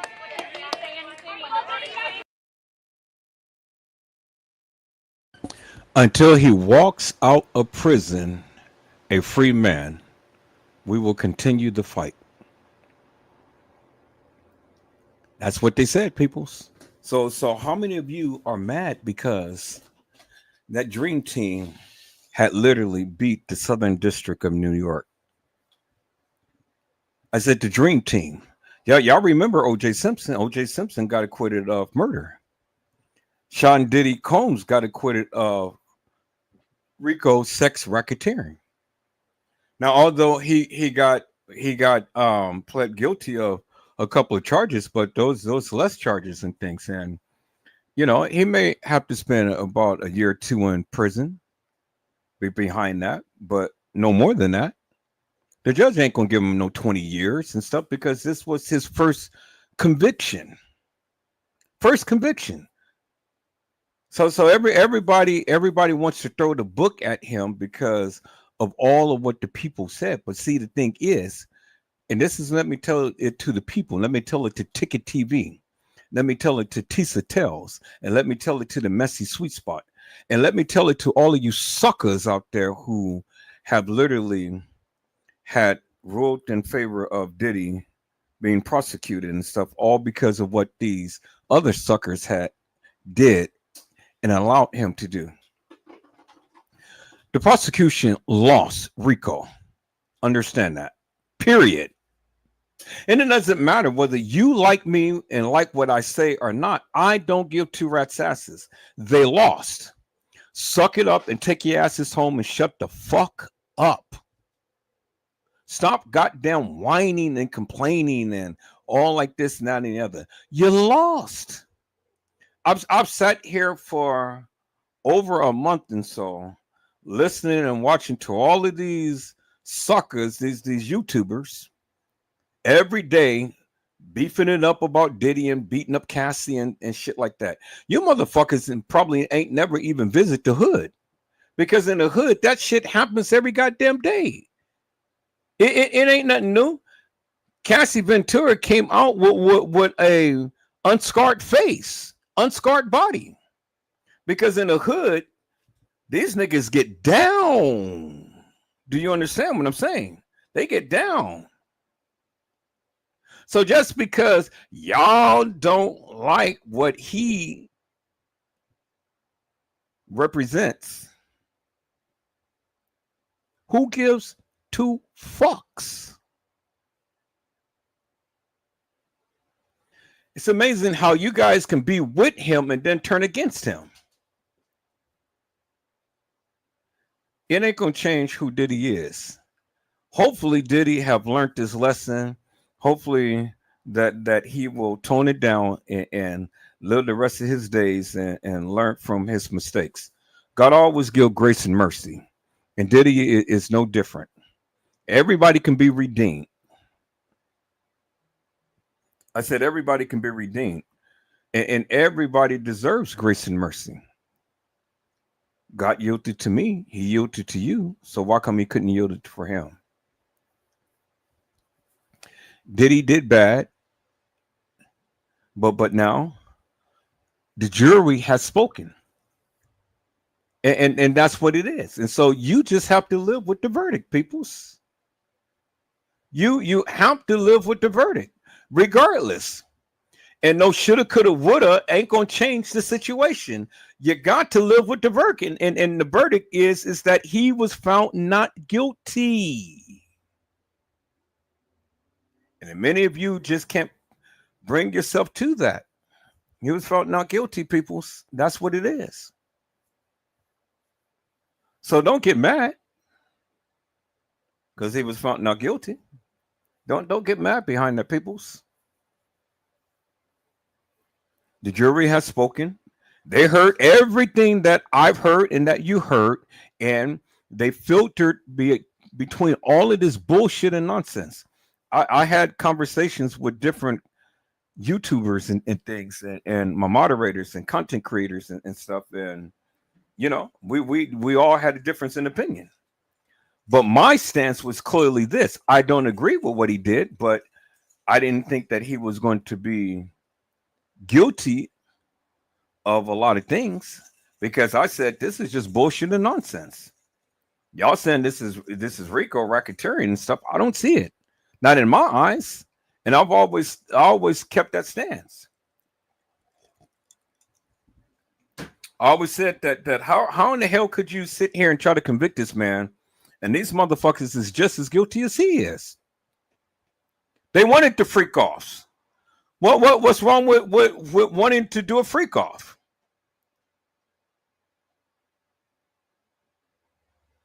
Y'all say that they didn't want it. Well, if these motherfuckers didn't want to do it, they didn't have to stay there. She had ample opportunity to leave, but she chose not to. You guys are sick. You stupid. Ain't nobody in this goddamn world has that much power to keep somebody doing something that they don't want to do. They didn't prove their case. They didn't prove RICO. That's why the attorneys are celebrating. Who gives a fuck if he's gotten convicted of 2 other crimes? Yeah, he was guilty of that. He was guilty of that. That's what the jury found him guilty of. All right. So what? He's going to do whatever time that the judge is going to give him, and that's it. But it ain't going to be years like you guys are thinking, because it's a first offense. The judge has to weigh everything, peoples. And the most serious things that the judge is weighing, he can't even use because he wasn't convicted of it. He was acquitted of it. So the judge is going to say, okay, well, yeah, this is bad, but it ain't as bad. So we're going to give you probably 5 years probation, time served, get the hell out of here, go home and be good. Is that all right, peoples? That's what the judge is going to do. He's going to give him 5 years probation. Diddy is not going to prison, peoples. He's going to be at the jail where he is for the next 3 to 5 months, or however long it's going to take for the judge to go ahead and do whatever he needs to do. But Diddy ain't going to prison. A lot of you think that he's going to prison. He ain't going to prison. He ain't getting 10 years. He's going to get 5 years probation. That's it. That's all he's going to do. The judge was biased in his own right. I saw the bias in the judge and shit, you know. He fared more for the prosecution than he did to the defense. But see, I'm not a Diddy lover. I've never been a Diddy lover. I'm not here to try to protect Diddy. And I'm not here to try to protect Cassie. And I'm not here to try to protect any other person who they proclaimed as victims. I say all of these suckers is guilty. Every last one of them. So now we're going to see what happens now, since Diddy has already been tried and acquitted and then found guilty of a couple of charges. Who else is next in the ranks that is going to be charged? Is it going to be Jay-Z? Is it going to be Beyonce? Is it going to be Oprah Winfrey? If it's going to be Tyler Perry? Is it going to be all of these other Hollywood stars that was there at the Diddy party? Where is the little young black girl who proclaimed that Diddy had all of these kids and stuff under his house in a cave and all of this shit? You know, where is she? Why is this little Chinese lady coming out saying, oh, well, Diddy didn't do anything to me? Remember, she was a victim too, but she didn't come out until after the jury started to deliberate. She didn't come out. Why did she just now come out? It just so happens that she just happens to be walking down. TMZ is right there with their cameras and stuff, and then they're filming her, and she goes on national TV. Oh, well, no, Diddy didn't do anything to me. Bitch, well, why didn't you say that? But it really didn't matter because, I mean, shit, you know, they didn't get him on RICO. So he's not going to spend the rest of his life in prison like many of you thought that he was. He's going to get a slap on the wrist, and they're going to send him home, say, don't do it again. That's it. That's it. That's all. I mean, I don't know what else that you guys are expecting in the Diddy trial, because the verdict has already been handed down, peoples. He was found not guilty of racketeering. Period. Get over it, suckers. All of you lollipops. You goddamn YouTubers and Facebookers and content creators and stuff. You know, I'm gonna go through, I'm gonna find your name, and I'm gonna talk about you. I'm gonna talk about you because you wanted this man convicted and he was not convicted. Tisa Tells and Ticket fucking TV and the messy sweet spot. I should say the messy dick spot, because you're a man, half woman. Take out those motherfucking gloves, man. You got some big ass hands. You was a dude. Now you transformed into a woman. You know? So Ticket, the Complainer TV, sat here and Diddy is guilty. Diddy is this, Diddy is that. Sucker, he is found innocent on RICO. Ticket TV, you're a sucker. So sit your ass back, shut the fuck up, and smoke your cigar. Tisa Tells, yo rabbit ass has sat up here and talked about Diddy until you was blue in the face, and you just knew that he was going to be guilty and he was going to spend the rest of his life in prison, and you went on to all of these different shows and CNN and all of these different places and stuff. Bitch, please get your hair a new weave and get a new frontal look and comb your nappy goddamn hair and sit the fuck down and shut the fuck up.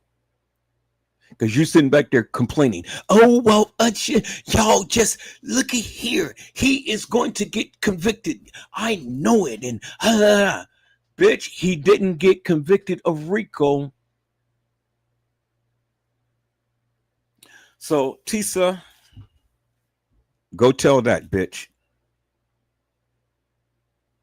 And then the messy sweet spot, which the messy dick spot. You fucking Hulk looking bitch. Take out the goddamn black gloves and show your goddamn hands. Because you're a big mama. You're a big dude. And you're all the time in people's business. And so, well, you sat up here and said all of this salacious madness about Diddy. I just want him to fuck you in your ass. And then I want him to stick his P Diddy in your goddamn mouth and choke you the fuck out of it. You're a nasty wench. You're a bitch. You're a hoe. You're a sucker. And look, Diddy didn't get convicted, bitch. Now, how messy is that? Better yet, messy sweet spot. I'm gonna tell Diddy to give you a goddamn invitation so he can fuck the hell out of you. Stick his P Diddy in your goddamn mouth and shut you the fuck up. He didn't get it convicted, bitch. He didn't get life. And then I'm gonna go down the line with all of you other suckers, you lollipops. You YouTubers and content creators and Facebookers and all of this shit. Weep and wail, suckers, because he didn't get convicted. Now go tell your mommy that. Go tell your mommy that. The nigga didn't get convicted of the serious charges. Yes, he's got convicted of a few charges and stuff. Who gives a fuck? The man is getting probation and he's going home. And then he gets to keep his empire.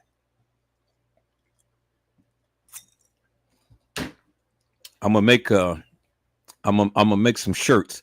It's gonna be called Go Diddy. Go Diddy Go. No, it's just gonna be Go Diddy. Go Diddy. I don't even know the man to like the man or even dislike the man. I don't know him. I don't know nothing about Diddy. I don't even know what he has done in life because I don't listen to his music. I don't know what type of records are awards or whatever he has done in things.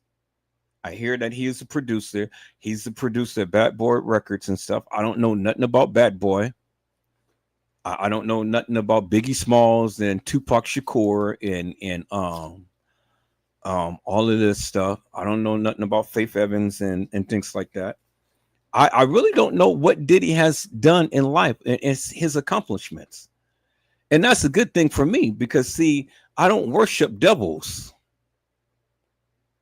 I don't get wrapped up, tied up, and tangled up in Hollywood madness. So I can talk. Thank you, Jesus. I can talk because see, the thing is, I don't know the man. I don't know who he is. I don't know what he has done. I never followed him. And I don't listen to his music. And that's a good thing with me. So I didn't endorse his madness like you suckers did. So all of what Diddy has done in this life and things, you suckers endorse that madness. I never did. So I can talk. Sure enough. And the more that I find out about him and his accomplishments and stuff, okay, you know, do you want a biscotti? Do you want a biscotti? A biscotti is a dog biscuit. Do you want a biscotti, peoples? I don't give two fucks. And I wouldn't really give two fucks if Diddy fucked you. You know? I mean, if you're going to be in the game, you got to play the goddamn game. And if you got to get on your knees, you got to get on your knees and say please. And say cheese. That's what happens in Hollywood, peoples, you know? And Diddy ain't no different. Now you got Tyler Perry being charged with essay of a man, and he has a major lawsuit all and stuff. So all of these suckers is deviant, devilish, and demonic. These suckers like men. That's what they do. I don't see anybody getting down on Tyler Perry because you suckers, y'all endorse Medea. Y'all watch that shit. Y'all love that shit. Oh yeah. I watch Medea. I don't watch Medea. I never did watch Medea. I never did like that shit. I didn't find anything funny. A sucker is dressing up like a woman, and you guys get a kick out of that shit.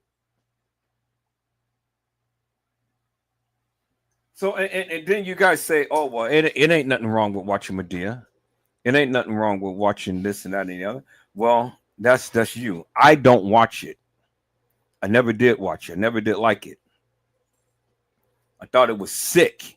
Thought it was sad to portray our grandmothers, old women, with a tall nigga trying to portray an old granny.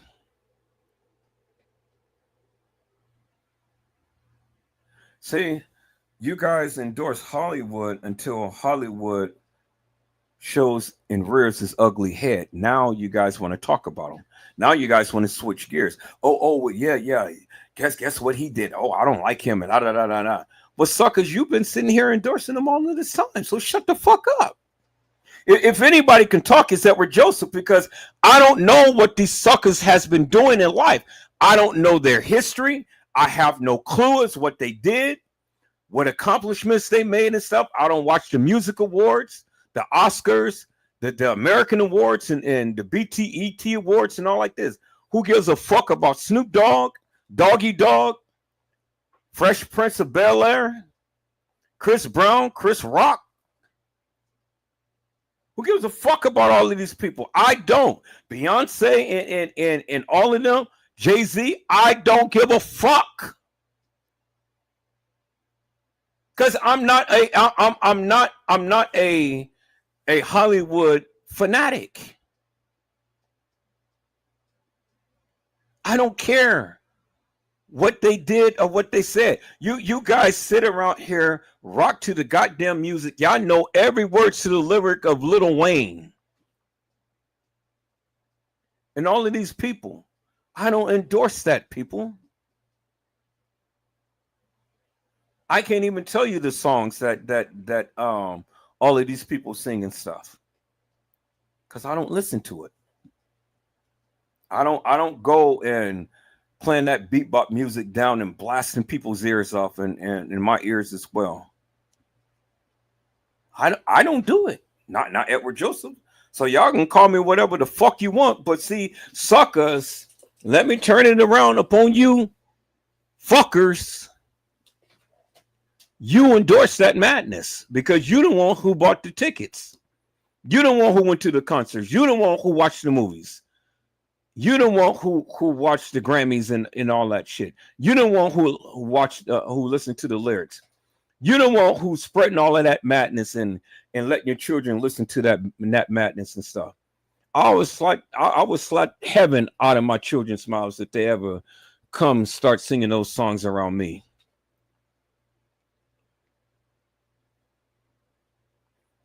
If your ass ain't singing God is a good God, yes he is, and you coming up here singing all of this beatbox crap, I'm gonna slap the dog dookie out your mouth.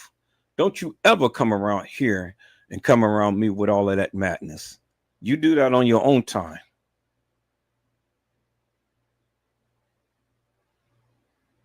I didn't allow my kids to sit up and grow up with listening to all of this beatbox crap.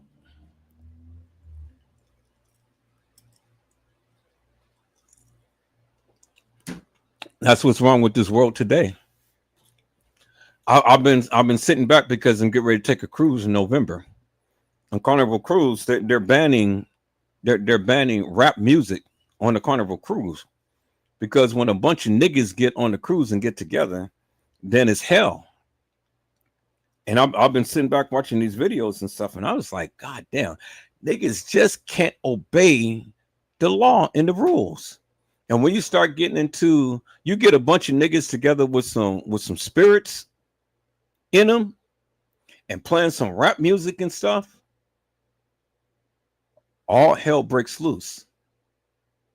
And I wouldn't want to been on that Carnival cruise ship. All of these Negroes and stuff in on deck, and everybody's rapping to the beat and got spirits in them and acting all crazy and shit, throwing chairs and bottles and doing all of this crazy shit. It's supposed to be a fun time to be cruising, not to be at each other just because somebody got the goddamn lyrics wrong. See, black people, they just don't know how to act. They just don't know how to act. And this is why the black people get kicked out of places and shit, because you motherfuckers, y'all make it hard for every goddamn body else. Learn to respect yourself and respect others, and then you won't get into all of this mess and madness. But no.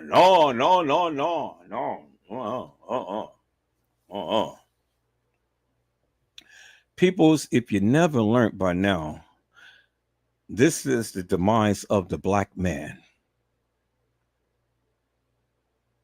If you look around, all of the black men is being taken down. But let me say this. Yes, the black man is guilty of certain things. And if found guilty, rightfully so. You need to pay the consequences for it and stuff. But it ain't only the black man. It's the white man. But see, the white man knows how to cover up his tracks. The black man all the time got his black ass mouth open and thinking he's bad.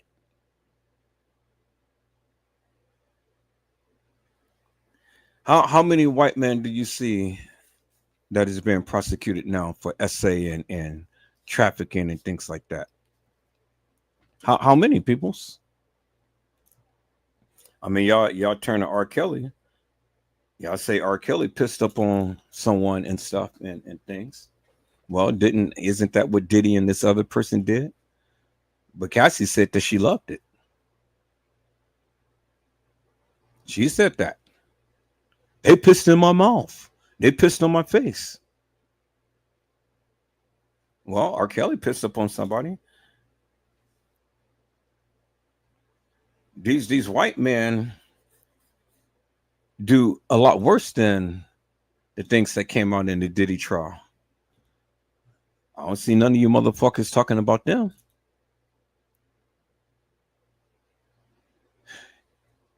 A black man can never get no justice in America because any little goddamn thing that they do, y'all will hang them to the cross.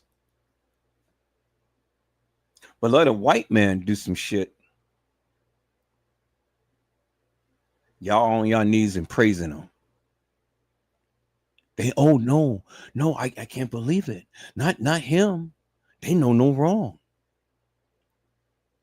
And y'all won't say shit. You won't make a live. You won't make a post.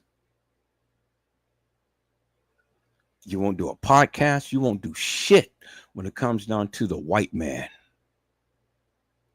But let the black man say some shit or do any goddamn little thing. Boy, y'all will nail him to the cross. And the amazing part about it is it's black people who's doing it. All of you suckers that once had amplified them and praised them, now you vilify them. But see, peoples, I'm a realist. I'm a realist. Before you open up your black goddamn mouth and start saying some shit about peoples, let's get up on your black ass and see how squeaky clean your ass was. Do you understand what I'm saying? Before you ever sit up here and talk about P. Diddy, let's talk about you. Let's examine your goddamn nasty, freakish, fucking life. The bitch that can't keep a man. The bitch that sold her kitty at an early age. The bitch that's screwing every Tom, Dick, and Harry just trying to be a part of the crowd. The bitch that been on her knees since the day she was born. You know, y'all all the time want to say this, all of this salacious shit about a black man, but you a bitch. You a hoe. You a motherfucker. You a slut.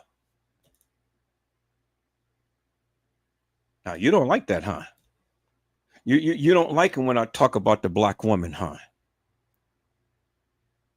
Yeah, I know you don't like it. Who gives a fuck?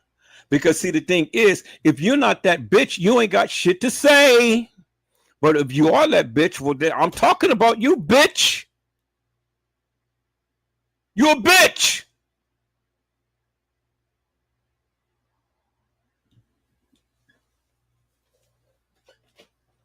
Motherfuckers kill me. Everybody think that they got a goddamn halo over their motherfucking head. And you ain't no different than the next person.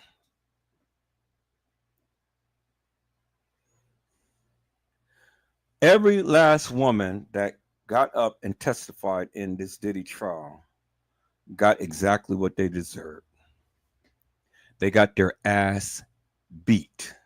They got their ass fucked. And everybody sees it. Everybody knows it. They're sluts.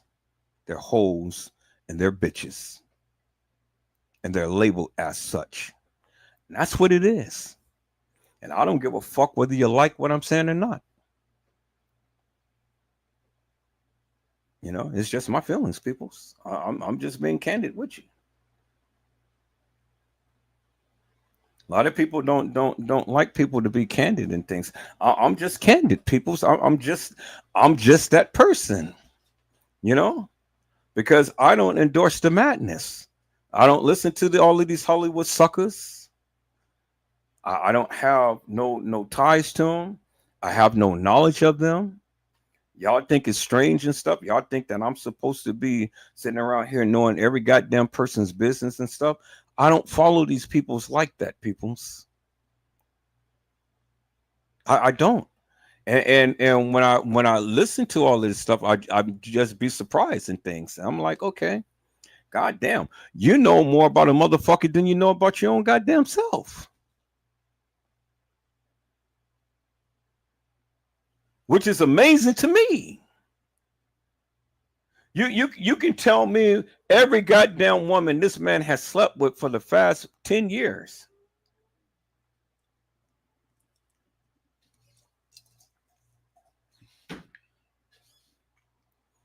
When was the last time you slept with a man? You probably got some cobwebs down in your cum because it ain't been invaded in so long. It ain't seen the it ain't seen a man's head in ever in a day.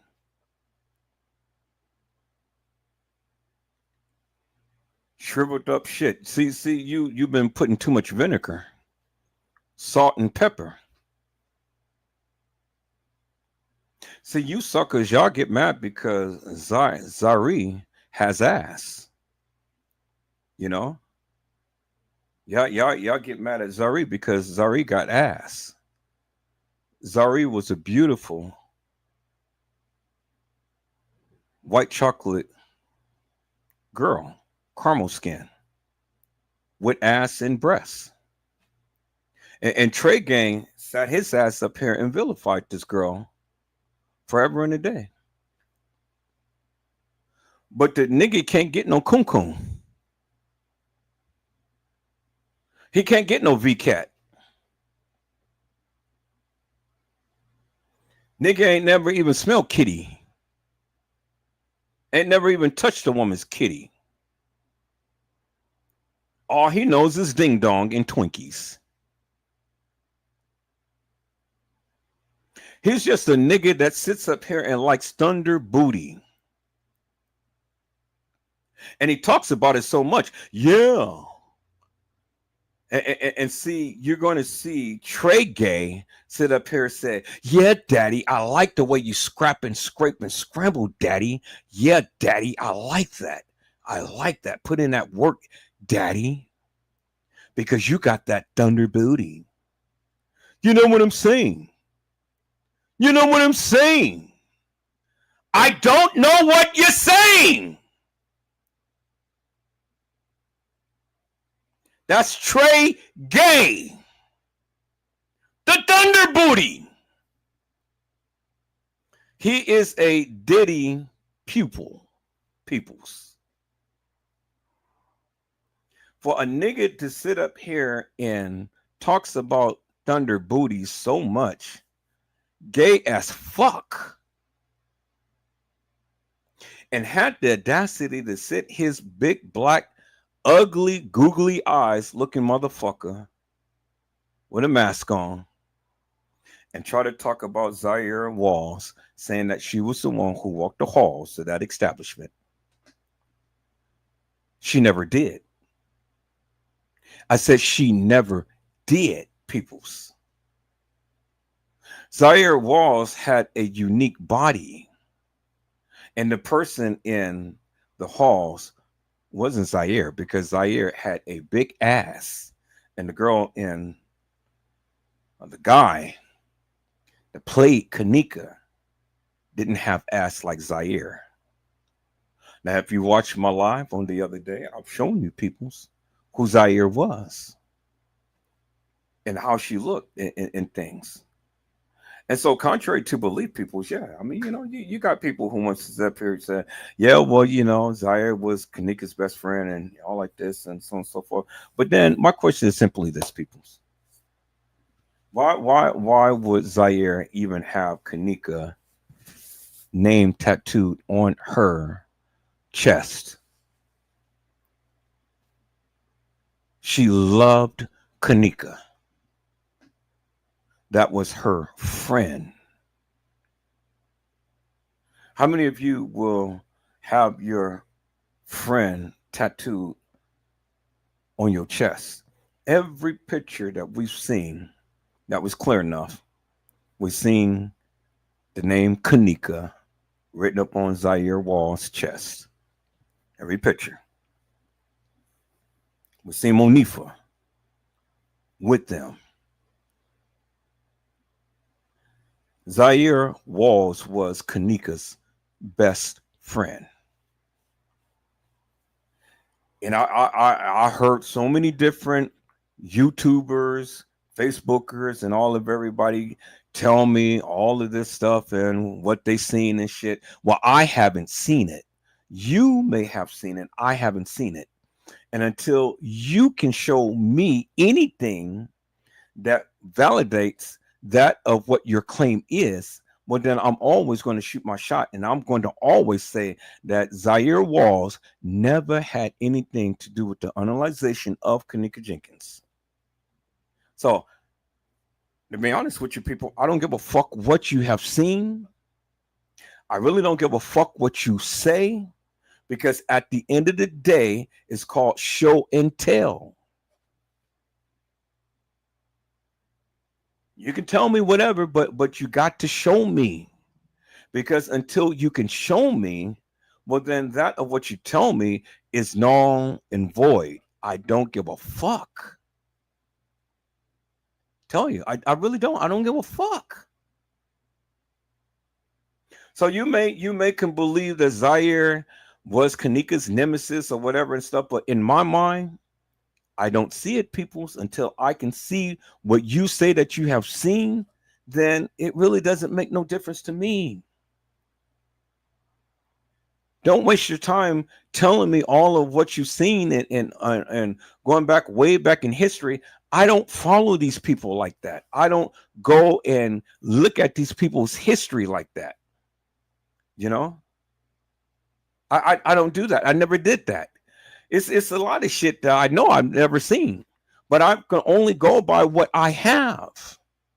I can only go by what is out right now.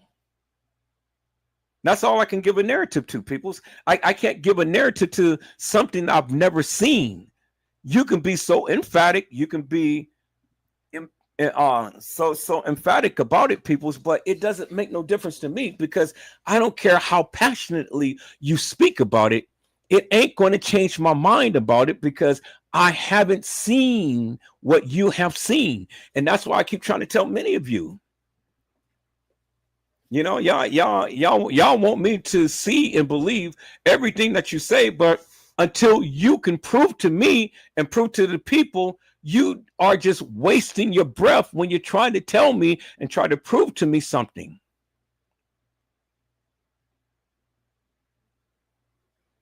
Whatever happened in the beginning, peoples, if you didn't take a video, if you didn't take a screenshot, if you don't have no proof to your truth, it ain't no sense in trying to convince me. It's not going to really make a difference to me. Do you understand what I'm saying, peoples? So you don't have to convince Edward Joseph. I'm always going to stand here and stand 10 toes down with what I say and what I believe. And if you don't like that, who gives a fuck? You don't have to watch me. You don't have to come in. You don't have to say a goddamn word. I don't give a fuck. I hope many of you really get that. I don't give a fuck. Doesn't bother me, peoples. Y'all work so hard in trying to convince me to believe everything that you're saying. I don't give a fuck. I don't give a fuck what Monifa, Shamaya, Bree, Irene, Tanasia, TY, and crew, and whoever else. Even Zaire Walls. I don't give two rats' asses what they did. I can only call it for what I see and for what I have. I don't give a fuck what King Rob and Chosen King had said. I don't give a fuck. Because see, the thing is, peoples, their asses was there. And so they can say a little bit about other people, but they will never rat up on themselves. Tell us what you did, suckers. You were there. Why was you there? And why was you there for a young people's party? That's what I don't get that. As old as King Rob is, that motherfucker, why in the fuck was he at the Crown Plaza? For what? And then they're going to get mad and going to try to talk about Zaire Walls and everybody else.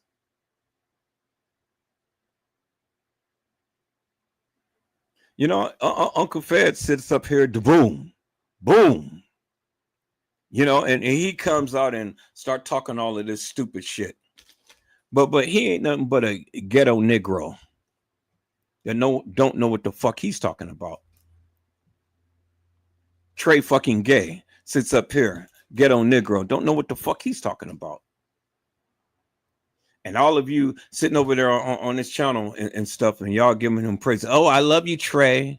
I love you, Trey. Yeah, you speaking truth, Trey. I love you, Trey. Well, Trey had sat up, his ass sat up here for 7+ years, twisting the goddamn narrative around, way over in left field and around the corner and back again, implicating every goddamn body in the goddamn case and shit. And still, motherfuckers still don't know shit. And you guys over there licking his balls. Amazing. I mean, just licking his dirty, nasty balls. That is truly amazing, peoples. But as I say, peoples, you know, I'm going to always be here. I'm going to shoot my shot. I'm going to say what I need to say. And that's what I'm saying, whether you like it or not. You know,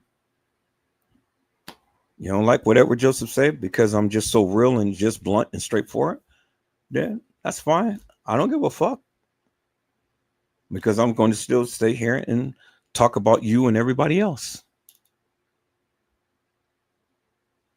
You know, I have learned, people. So I have learned not to give a fuck about what people say. I have learned to go ahead and go live, give my narrative, say what I need to say, do what I need to do, because the goddamn people, they're going to watch me anyway, regardless. I've learned that. And the people love me because I keep it real. Just like Kat. Hello, Kat. How are you, ma'am? It is a blessing to see you on tonight. Kat says that Casey has herpes. That's what Kat said. Kat said Casey has herpes. Hello, Jada Wu. How are you, ma'am? It is a blessing to see you on today. Jada Wu said Cassie is a whore. It was videos of her before she got with P. Diddy, allegedly. Well, you ain't got to say allegedly. You ain't got to say allegedly. Because if it was videos of her, it was videos of her. You know? And yeah, she is a whore. The bitch loved every goddamn thing. She loved to get pissed upon. She loved to get beat down. She loved to get freaked down. You know? She's the freak of the week. That's Cassie. And then Kat said, "You're so entertaining. I love it." Well, I'm glad to be entertaining, Kat. I am so goddamn glad that you love the way that I speak, what I do, and how I do it and stuff. I'm glad. And I'm glad that what I'm doing is entertaining to you. But I'm so goddamn so fuck serious. It's just crazy, man. It's crazy. And it's no cap, C-A-P. You know, I'm just real. That's it. I have always been real. I've been real on Facebook. I've been real on YouTube, Twitter, Instagram, Rumble, Reddit, YouTube. I already said YouTube, but Instagram, I already said that too. Well, all of the social media channels and stuff. Just always been real. And I'm always going to keep it that way. Hello, Gina, to you. B, how are you, Melman? It's a blessing to see you on today. Gina, to you had says, greetings, Edward, and everyone. And see, peoples, not everybody can deal with my candidness, you know. A lot of people, they just think that I'm just crazy, obnoxious, and things like that. No, I just keep it real and 100, you know, because at the end of the day, all of you suckers sit back and talk about me, you know. Y'all do. Y'all talk about me. Y'all get on the phone like cackling bitches and cackling hens and stuff. And y'all got every goddamn thing to say about Edward Joseph, you know. Call me every goddamn name under the book and then some. And I tell you one thing, I don't give a fuck. Period. Because that's what you do. Many of you, that's what you do. You know, y'all can't stand the fuck out of me, man. Y'all can't stand Edward Joseph, but Edward Joseph do not give a fuck.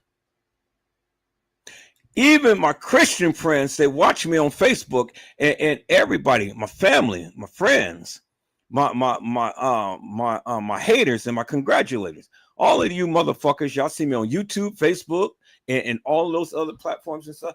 Y'all be like, well, damn, you know, what's gotten into him? But I dare any one of you motherfuckers to come out and say some shit to me. I'm fucking grown. I can say what the fuck I want. I can do what the fuck I want. I don't have to answer to none of you suckers. Do you understand, peoples? I'm original. I am own. I stand on my own. I have my job. I have my money. I do what I do. I take care of my son. You know? And I go live. I pay for this shit. So I can say whatever the fuck I want. And if your asses don't like it, your asses don't have to watch Edward Joseph. Period. But you do. You watch me. And I'm glad that you do. Because I hope your motherfucking ass learns something. Is that all right, peoples? All right, peoples. So I got another video that I want to go ahead and show. So let me go ahead and get rid of that one. And let me go ahead and call up this other video that I want to show right here. Because these people, boy, god damn. They have been cracking me the hell up. Okay, so we saw the attorneys come and chime out about Diddy. Now let's see what the family has to say about Sean Puffy Combs. Let's go.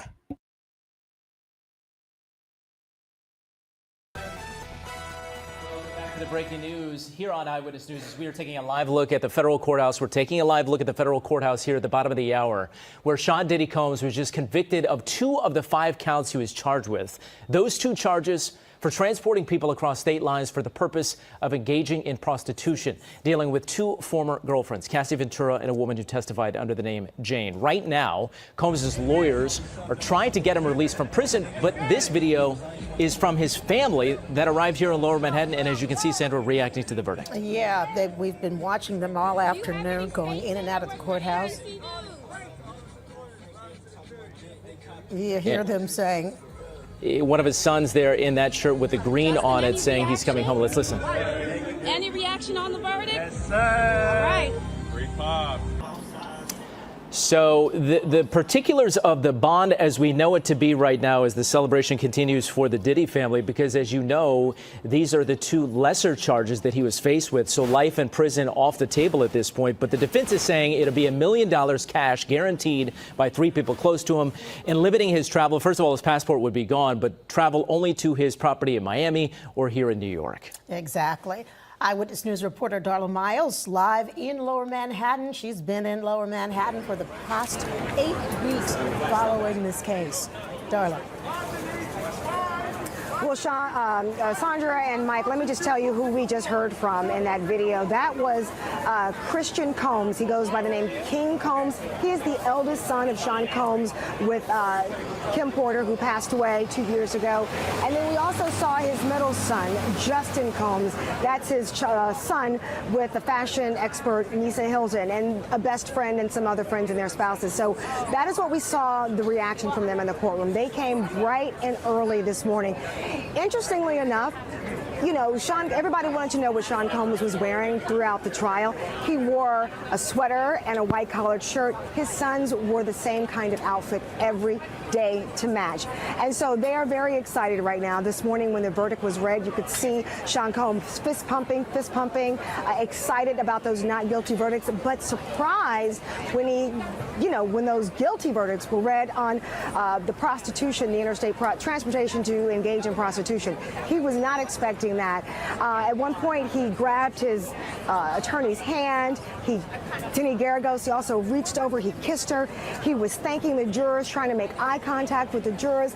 And then at the end of the proceeding, he dropped down on his knees, kneeled in prayer. We have seen him praying publicly since the verdict, since the jury started deliberating, and he dropped down on his knees in prayer. He started the day with a prayer with his family, and he ended it with that prayer. He just kept mouthing to his family, I'm coming home, I'm coming home. So in about 30 minutes, we are going to hear the arguments. I'm going back in court when I'm done with this to hear the arguments between the prosecution and the defense. The defense attorneys will be putting together a quick bail package, the $1 million bond package that you just showed. And the prosecutors have to find case law by which, it dictates whether he should be released, even though he's convicted, or if he can be, if he should still be held at MDC. But very clearly, Judge Arun Submarinian asking Sean Combs if he wanted to go back, and he was shaking his head no, like absolutely not. Okay, people, so why isn't it that Sean Combs cannot get grace? I said, why isn't it that Sean Combs cannot get grace? Shit. Everybody deserves grace and everybody deserves mercy, peoples. So what's different between Sean Combs? You guys can only say what the people say. You haven't lived a day in his shoes.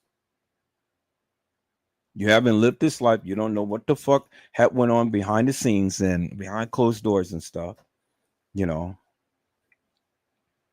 But it's so funny that after all of these years, all of you motherfuckers who endorsed him and gave praises to him and gave homage to him and stuff, now, since he's been charged with all this, now everybody wants to vilify him and throw him under the bus.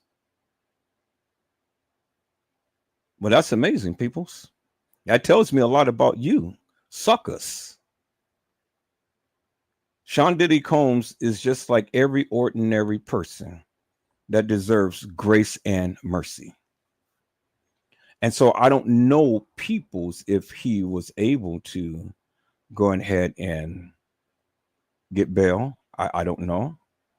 But let's look at this next video and see if he did or not.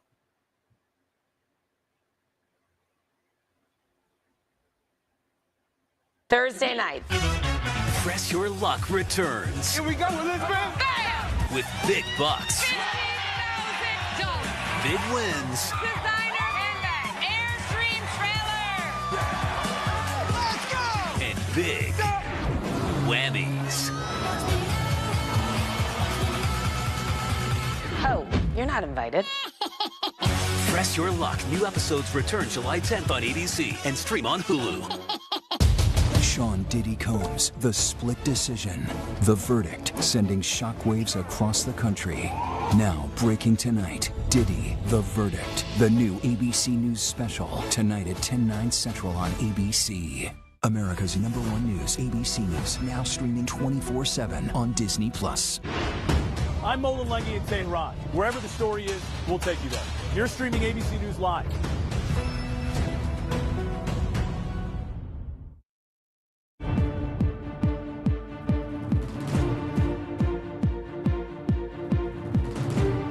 I'm Eva Pilgrim. Thanks for streaming with us. Bail denied for Sean Combs. The judge saying the defendant's violence was starkly depicted in the now infamous 2016 video at the Intercontinental Hotel. The judge cited what he called Combs's propensity for violence, adding it is impossible for the defendant to demonstrate that he poses no danger to the community. This coming hours after the verdict. The jury finding Combs not guilty on the most serious charges he faced, racketeering, conspiracy, and 2 counts of sex trafficking. But they did find him guilty on 2 counts of transportation to engage in prostitution. After the verdict was read, Combs turned to his family and said, "I'm coming home." He then kneeled on the ground, appearing to pray. Combs' son, Christian, celebrating the decision. Everybody watching, so happy. Pop's coming home. But that is not what's happening tonight. Combs is still in custody. Let's bring in ABC News legal contributors Brian Buckmeyer and Bernardo Villalona. Brian, let's start with you here. A lot of people thought that Combs might walk out of that courthouse today. What happened? So ultimately, as you said in the lead up, the judge said that there's a propensity to violence, that based on the video of the Intercontinental Hotel, as well as the evidence in the case, even though he was not convicted of the violence that was associated with the sex trafficking, the violence that was associated with the racketeering conspiracy, it can still be used against him for the purposes of bail. Bail was denied. We're going to see his sentencing come later. But I suspect, and Bernardo, tell me if I'm wrong, I suspect there's going to be a writ. And I think that the defense, probably next week, will go right to the Second Circuit and try again to try to get him released. Were you surprised that he didn't walk out today? I wasn't surprised at all, because you have to think that this judge is in a unique circumstance in the sense that he has heard all the evidence in this case for the last 7 weeks, and he's also heard evidence that wasn't introduced before this jury. So he's in a unique circumstance to know what is his propensity for violence. And also, when you're talking about what happened in this case, remember that a lot of the violence happened behind closed doors. Who's going to police that? Who's going to report that? So there's nothing that he can put in place, a condition to protect the community from Sean Combs. Okay, Bernard, break down the verdict for us that we found out today. Yes, so as we all know, racketeering conspiracy, he was found not guilty. But in terms of the racketeering conspiracy, you needed to prove beyond a reasonable doubt that there was an enterprise and there was an agreement within this enterprise to engage in 2 of the predicate acts. You would think, hey, you found Sean Combs guilty of 2 counts of transportation to engage in prostitution, and all you needed to prove was 2 predicate acts. But guess what? Despite proving the 2 predicate acts, you didn't prove beyond a reasonable doubt that Combs' enterprise was actually an enterprise that was built with an agreement to engage in these predicate acts. So that arson, that kidnapping, that bribery, no enterprise. The sex trafficking, we knew that it was going to be difficult as to Cassie and as to Jane, because that forced fraud or coercion, because there were numerous text messages and messages having to deal with these women wanting to freak off or wanting to engage in these hotel nights. And I think that did leave seeds of doubt for this jury to convict Sean Combs of those counts. So basically, that's what we have. Transportation to engage in prostitution. Very clear that from the 27 escorts that were mentioned during this trial, that they were paid for commercial sex acts and that they were transported across state lines to engage in them. Brian, I know you said you were surprised. A lot of people were surprised about this verdict. Why? I was surprised specifically as to the Cassie of it all, right? I thought if there was going to be sex trafficking because of the violence, I thought it might be difficult for a jury to really walk that tightrope of saying, this is a relationship that involved a lot of violence, but the violence wasn't used to traffic her. It was just violence for violence sake. And I could see either side going with either decision in that. But to piggyback on what Bernardo is saying is, I think the difficulty was the criminal conspiracy. I don't think that there was one because, again, as Bernardo said, if you have 2 transportation to engage in prostitution, those are your predicate acts. So the only reason why there is no RICO, it has to be that they did not find there's a criminal enterprise. Now, is that because KK, Christina Coram, didn't testify? Because D-Rock didn't testify? Because the loyal lieutenants, as the government put them as, didn't take the stand? Maybe. And maybe hindsight's 20/20, and they would think to themselves, maybe we should have put those people on and that would have carried the day. But we have at least 2 predicates, so there's only one reason why there's no RICO. Absolutely. This would have been a different case had the prosecution, the government called KK and flipped her, give her a cooperation agreement to testify against Sean Combs to give us more insight as to what criminal acts took place and what the agreement was, to give us more insight for that jury to know. The jury would have been able to comprehend a cooperation agreement or given her immunity, because sometimes you have to make deals with the devil to be able to get the inside information. Okay. And see, people, I'm glad that it is 2 black people up there on the stand and giving their diverse opinions about what they feel and things. That's good. Because I got tired of listening to all of these goddamn white commentators and stuff all the time wanting to, the only thing that they can think of is he hit Cassie and all like this. Who gives a fuck about Cassie? Who gives a fuck about her? People's, I don't give 2 rat asses about Cassie. And to be frank with you, I'm glad that the bitch got her ass beat. She needed to get her ass beat. She shouldn't be playing around with the goddamn devil, and then she wouldn't have got her ass beat. No, you don't like that, right? Well, I said it. I stand on it. I don't give a fuck if you like it or not. Come on. At the end of the day, peoples, she stayed there for 11 years. So by her getting her ass beat for 11 years, the bitch loved it. Now she had the balls to get up and do what she did, then it wouldn't have been getting beat for 11 years. But I'm saying if the man put his hands on you the first time, that's the time to when you need to say something. But if you let it keep on happening, well, then it ain't up on him, it's up on you. You let it go on, you enjoyed it, well, then that's what it is. And that's how I feel about it. So what happens next? What can we expect at the sentencing hearing for Combs?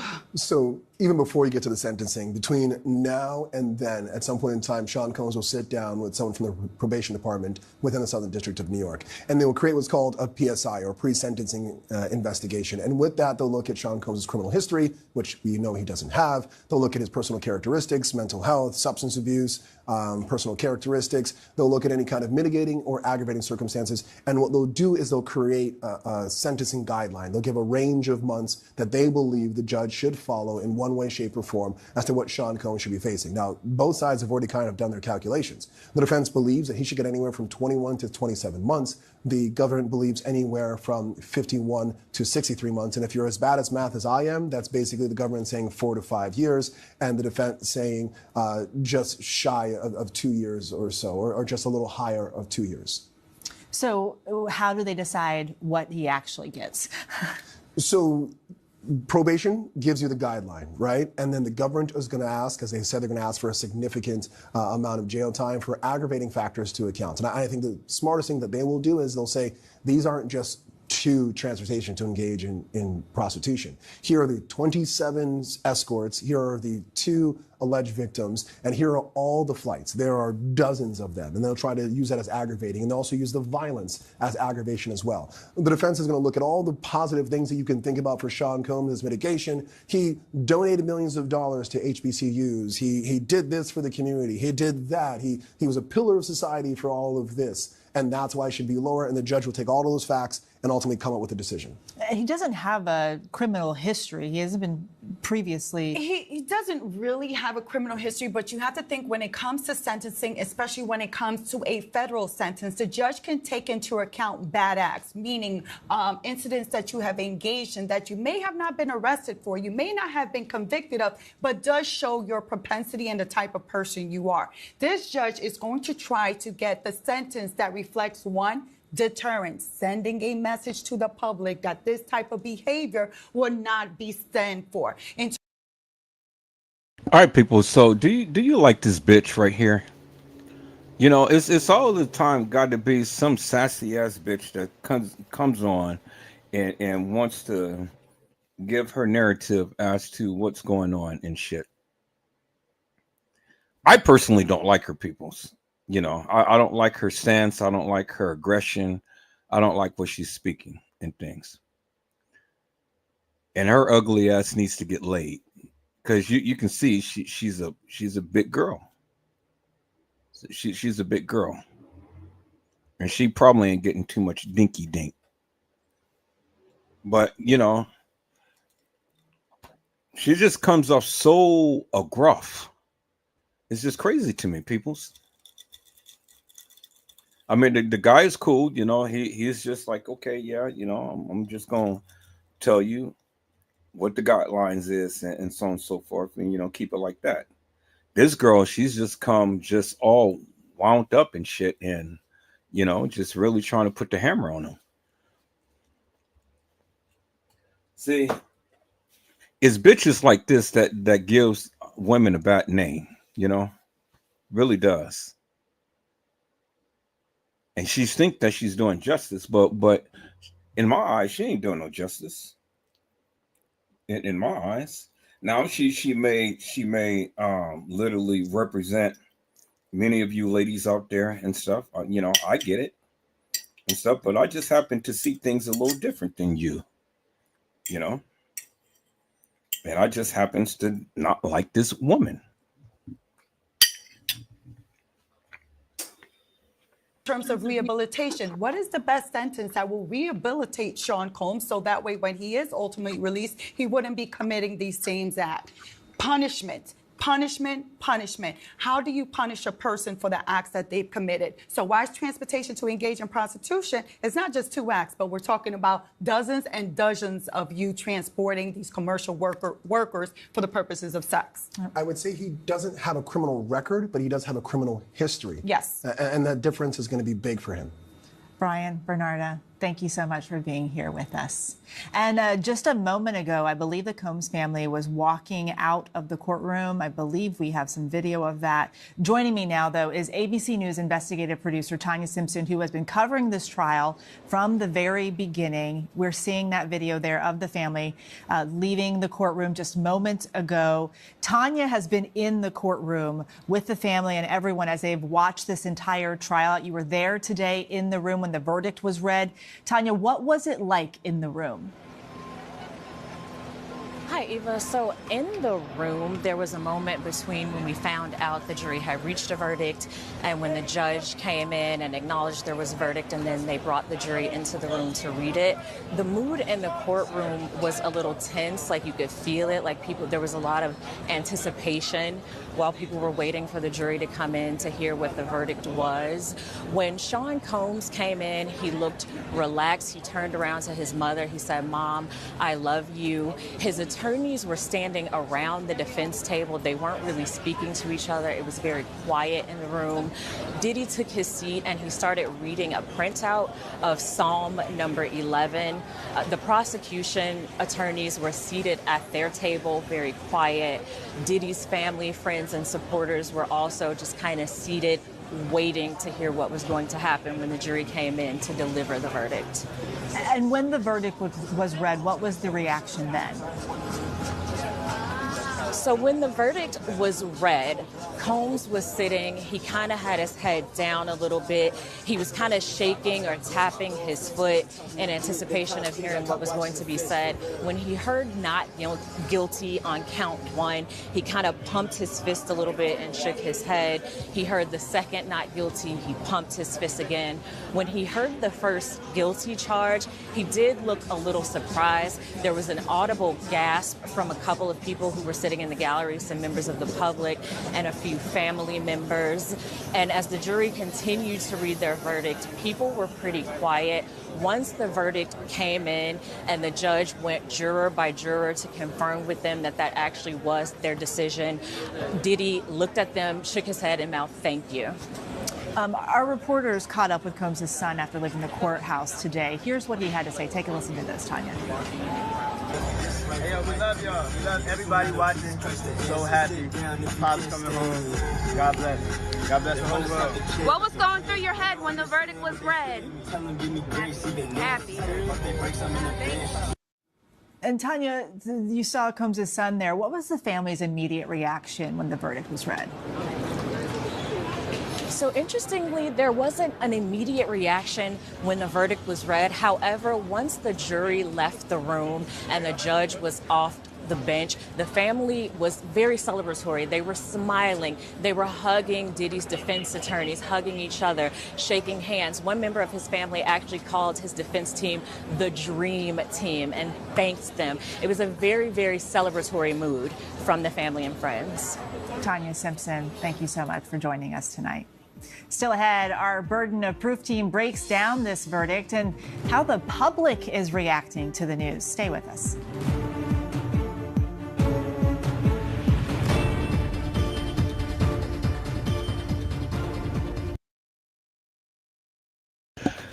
Okay, people, so the burden of proof, the case against Diddy. What is you guys' reaction? What if you cared to share on Edward Joseph Let's Talk Live? I'm gonna open it up for the people, anybody who's watching this live on tonight. What is it that you guys feel? Do you guys feel that this was justice being served up against Diddy? Or do you guys think that it's not justice? Do you guys think that he should get a lot of time? Or do you guys think that he should get no time? What is it that many of you may say? If you choose to chime on, if you don't choose to chime on, that's fine too, because I know I'm a little harsh. I'm a little animated and things like that and stuff, but I'm not expecting the people to talk because everybody's here and everybody's listening to what I have to say, and that's fine because I'm going to say what I have to say regardless. Now, my thing is simply this: I am happy Diddy got off with just what he's gotten. I'm happy. I'm happy that this boy doesn't have to spend the rest of his life in prison, and that he'll get through all of this stuff within a year or two, if that. More than likely, he'll get probation. And he has no criminal record. He has criminal history, but he has no criminal record. And that's what makes a big difference, peoples. History and record is two different things. If you have a record, they can use that to amplify, the time that you get. But without a record, you can't amplify anything. History and the propensity of violence and stuff, well, that can be used, but only minimal, because there's no points that can be awarded to him, period, because he has no record. He's escaped whatever, he's been in for all of his life and things. So he has no record. And without a record, you can't add points. And without points, nothing else can be used up against you. That's why the attorneys are celebrating. So it really doesn't matter to what all of these people are saying, oh yeah, Diddy's is facing 20 years and stuff like that. People, this man is about to get probation. Within the next couple of weeks, what's happening right now is his attorneys is going to go to this Second Circuit Courts of Appeals and appeal this so he can get bond, so he can bond out and things, because again, like I say, without a record, shouldn't be no reason why you're holding this man. And even though he may have the propensity to be violent, why would he want to be violent and put himself in a situation which he knows is going to exacerbate the sentencing? Doesn't make no sense to me, peoples. Doesn't make no sense to be harsh and so, in the manner to which this judge is doing in the prosecution. Those suckers is just mad because they lost the case. That's it.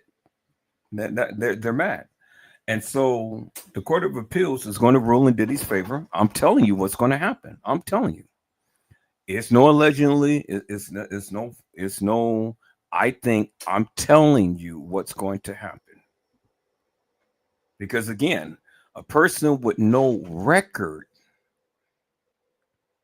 cannot, shall not, and will not be held until sentencing.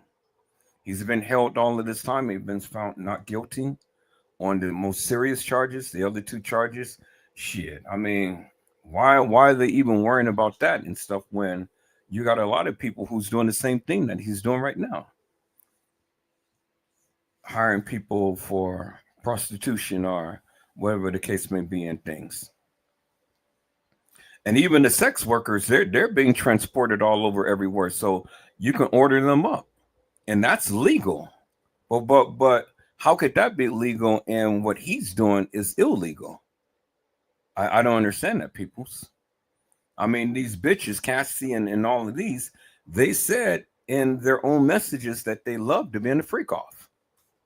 They loved it. And they're the ones who had scheduled and arranged all of this stuff to happen. So why does this man have to suffer? I'm not fighting in behalf of Diddy because, like I said, I don't know him. All I'm fighting is for justice. Be fair with him, just like you do all of these other people. All of these other people, they committed all of these heinous crimes and stuff, but yet they get bail. Look at Jeffrey Epstein. That sucker got bail, and he was accused of something way worse than what Diddy ever did. And he's a white man, and he had money. So why did he get probation and stuff and get to be out of jail and go to work and do all of this stuff? Why don't you, give the same thing to Diddy as you did to him?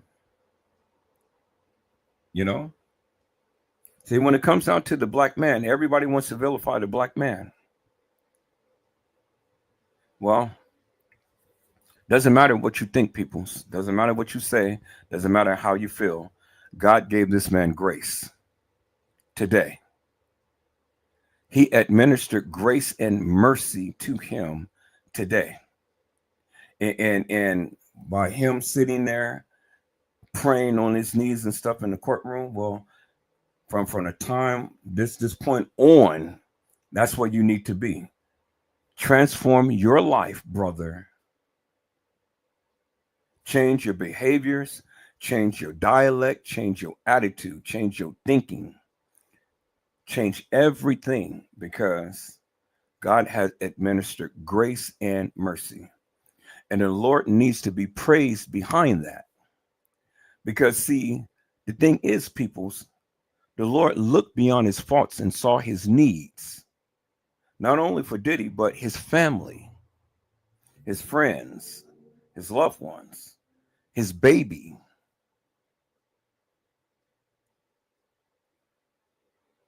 I can recount when the lady at the well who was caught in a fault, caught in the midst of adultery, and the people of the city was going to stone her. But then the Lord had came and the Lord had written in the ground. And it was interpreted, he who is without sin, let him cast the first stone. And when Jesus arisen, he looked around and all of the people that was going to stone this woman, and that was her accuser, they dropped their stones and they walked away.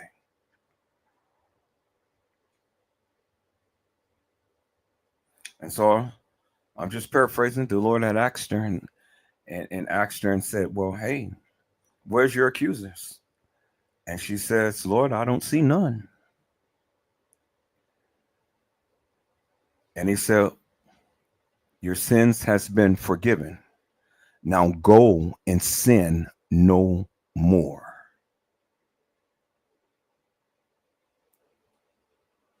Go and sin no more. P. Diddy, love, or whatever you want to call yourself, brother, God has administered grace and mercy to you on today. And the Lord is saying to you today, go and sin no more. See, peoples, You know, as human beings, we all the time want to sit up here and we all the time want to exacerbate people's situations. You know, we want to stone them. We want to ridicule them. We want to put them down. We want to nail them to the cross. But never forget that God had administered grace and mercy to you at some point in your life. You made a mistake or you did something purposely. And the Lord's grace and mercy had covered you to where you didn't have to feel the full effects of the various things that you have done. And so if God can administer grace to the lady at the well, why can't he do it for Diddy? He did it for you. Why can't he do it for Diddy? Well, people some surmise he did. And there's no reason to get mad behind it, peoples. It is a lesson to be learned for all of us. And even for the partakers who have partaked in this madness. The Lord is telling all of us, even the people involved, go and sin no more.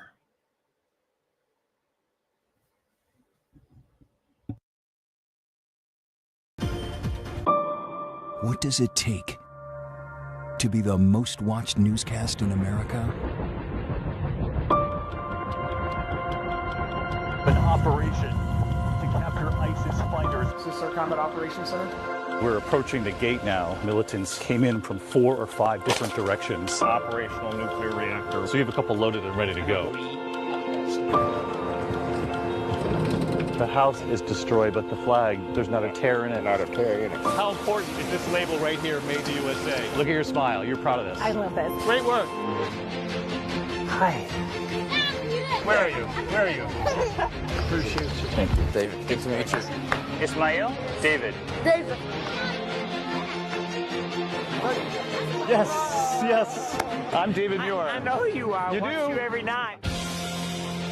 ABC's World News Tonight with David Muir is America's most watched newscast.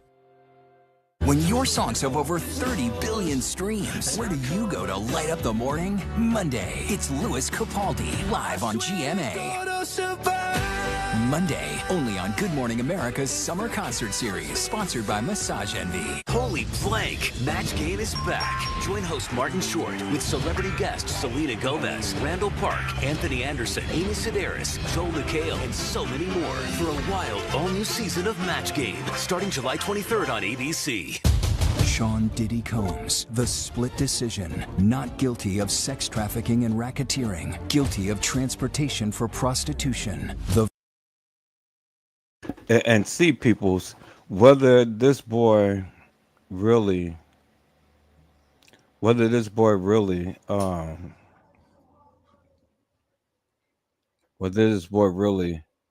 believes in that or not, he had enough sense to wear it. Right there.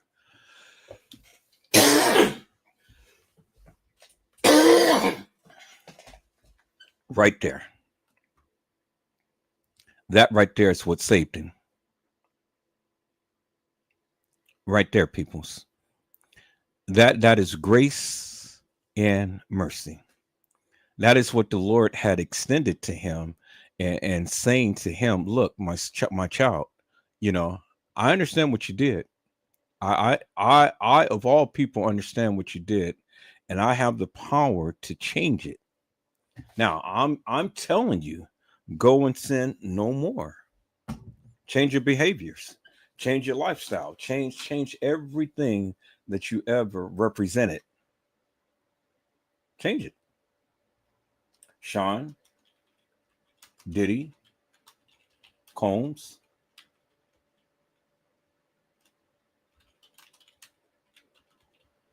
at the cross where I first saw the light, and the burdens of my heart rolled away. It was there by faith I received my sight, and now I am happy all the day. Was it for crimes that I have done? He growed up on the tree. Amazing grace, how sweet the sound that saved a wretch like me. At the cross, where I first saw the light, and the burdens of my heart rolled away. It was there by faith, Lord, I received my sight, and now I am happy all the day. And people's, he is happy. And unfortunately, you're not, because you didn't get what you thought that he expected. But it was God's amazing grace.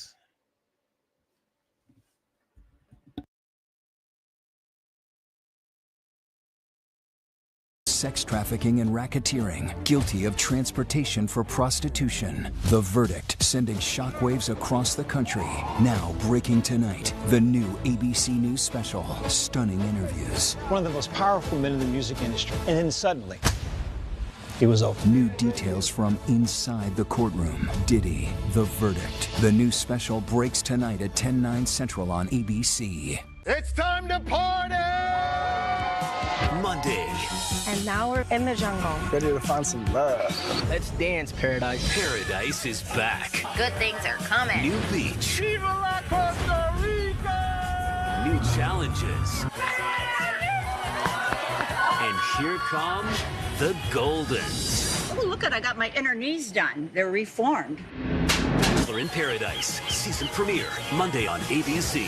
And stream on Hulu.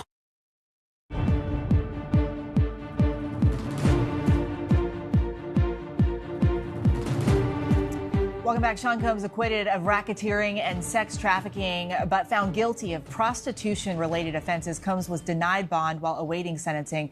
As we all know, no cameras were allowed in the courtroom during the 7-week trial. We had an incredible team of correspondents, attorneys, and contributors inside that courtroom, our eyes and ears to what happened. Joining me now to discuss it all, ABC News Chief Investigative Correspondent Aaron Katersky. He's right outside of that courthouse now. Aaron, break down that bail hearing for us first.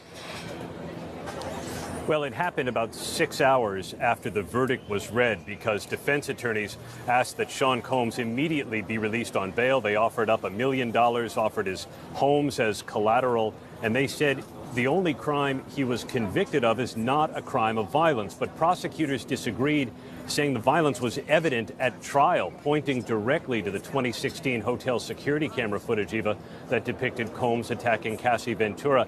And right away, Combs, who entered the room blowing kisses to his family, ended up hanging his head in disappointment when the judge refused to release him on bail, saying that his propensity for violence is evident in that video, and also citing the defense's own argument, admitting that he was a domestic abuser. And so the judge said he posed a danger to the community, and the defense could not overcome that. Aaron, you were outside when this verdict was read. What was the scene like then? There was a good deal of anticipation, and then I think there was a swell from Combs' supporters, many of whom were holding T-shirts in support. And there was a disappointment by those who were expecting a different result and who thought that perhaps this would have a chilling effect on the ability of prosecutors to convince potential sex crimes victims to come forward in the future. Aaron, sentencing is for now set for October. What are you watching for there? He faces up to 20 years in prison, but in all likelihood, he would not serve quite that much time. But prosecutors have already signaled they are prepared to ask for a significant imprisonment, and the defense is prepared to ask for something far less. The judge didn't drop any hints, but he did note in the bail hearing that he was convinced Sean Combs could be violent. The defense admitted as much. That may factor into sentencing. And just because Combs was acquitted of the sex trafficking, prosecutors said that did not negate what the trial laid bare, that he was addicted to drugs, that he was a domestic abuser and a batterer of women. Aaron Katersky, thank you so much for your conversation today. And let's continue this conversation with ABC News legal contributors Brian Buckmeyer and Bernardo Villalona, senior culture reporter for ESPN's Anscape, Justin Tinsley, and ABC News contributor and senior entertainment reporter for Anscape, Kelly Carter. Bernardo, let's start with you. You have a lot of trial experience. What do you make of the way that this all went down? I was surprised that Sean Combs wasn't found guilty of the sex trafficking having to deal with Cassie, because I think that was a completely different story. And having been in a courtroom for her testimony, she came off as so compelling. And as a person that was so broken during the time that she was with Sean Combs, I thought that the jury would find him guilty of the sex trafficking by force, fraud, or coercion. The racketeering conspiracy was a bit difficult. I think if the prosecution had called a co-conspirator to come in and testify and flip that co-conspirator to testify against Sean Combs, we would have been talking about something different. Brian, SDNY has like a really good conviction rate, over 90%. Do you think that RICO was a mistake for them on this one? I definitely know about their conviction rate as the fact that we both practice in that court. So only be gentle because I've got cases coming up there soon. I think this is a case when it comes down to not properly vetting your case, maybe believing your case more than when what other people may perceive. And I understand why the SDNY would look at these alleged victims, why they would look at this fact pattern and say, we have enough to put it all together. But without that critical eye of saying, well, what would another reasonable person interpret with this? What could another person disagree with in terms of why an individual would partake in this relationship for this purpose other than trafficking? And I think without asking those hard questions, they did not prepare their witnesses nor the arguments that they made to get that RICO conspiracy, to get that sex trafficking. And to Bernardo's point, I think so many people, both in social media, both outside the court, inside the court, are saying, you can't conspire by yourself. Where are the other people? Where is the agreement? And simply just showing that the end result showed some sort of coordinated effort was not enough clearly for these jurors to say there's an agreement between these people to form a criminal enterprise. Especially for a defendant of this caliber. When you're talking about a celebrity like Sean Diddy Combs, the jury's not going to look at this like your regular Joe Schmo on the street. Here we're talking about a celebrity, an icon, a man who was given the key to the city. So this jury would have been requesting more than just beyond a reasonable doubt. Kelly, I want to ask you, because Cassie Ventura's attorney put out a statement today saying that Cassie coming forward has left an indelible mark on both the entertainment industry and the fight for justice. What do you think of that? Yeah, I mean, I think effectively what her attorney was saying was that she really gave people the courage to speak out. And we see the immediacy of that, because after her very explosive civil suit filing, a number of other people have filed, similar suits, against Sean Combs. And I think that that's important. She's helped to give voice to people who have been, apparently afraid for a really long time about potentially going up against someone who, again, has been a cultural icon for the better part of 3 decades.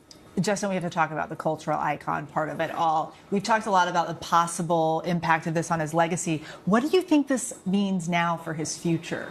That's such a great question, because when you look at his time in the public eye in totality, right, this trial is right there at the top, because this trial really challenged us to examine his fame and how long he's had this fame, right? But it also really fractured this image of success and power that he built for himself. We look over the course of this trial, so many people testified, namely women who testified about horrific experiences with this guy, some really challenging things to his moral character. And look, I understand the jury came to their decision, but those testimonies just aren't erased from public memory. Nobody has the Men in Black button to basically erase people's memory. So when we look at his career and his time in the public eye and as a full sphere picture, this trial is not a footnote. And I will say this, his sentencing hearing, and this is nothing more than just crazy legal irony, right? His sentencing is October 3rd, 2025. You know what happened on October 3rd, 1995? O.J. Simpson was found not guilty. So when we talk about momentous legal moments on October 3rd, it doesn't really get much bigger than O.J. Simpson and Diddy. Well, and I just saw Kelly raising her hand over there. You clearly have something to say, Kelly. No, I was saying I know exactly the significance of that date as well. You know, I think the last time we talked about a trial of this magnitude was the O.J. Simpson trial, which was 30 years ago. You know, when we got that verdict, so that's significant. I will also throw this out there, Justin Tinsley, for you. 30 years ago this summer was the 1995 Source Awards, where you know his presence obviously played a big role, and that's where we first saw the height of the East Coast West Coast hip hop kind of feud escalate. And we've been spending so much time this summer talking about what happened 30 years ago, and now here we are 30 years later. I could not have imagined that we would be talking about not only Sean Combs in the way we've been talking about him, but also Suge Knight in the way we've been talking about him as well. Kelly, Justin, Brian, Bernardo, thank you all for being here with us and for covering this trial from the very beginning. Coming up, YouTube personality Tisa tells on the moment the verdict was announced and how her hundreds of thousands of followers are reacting.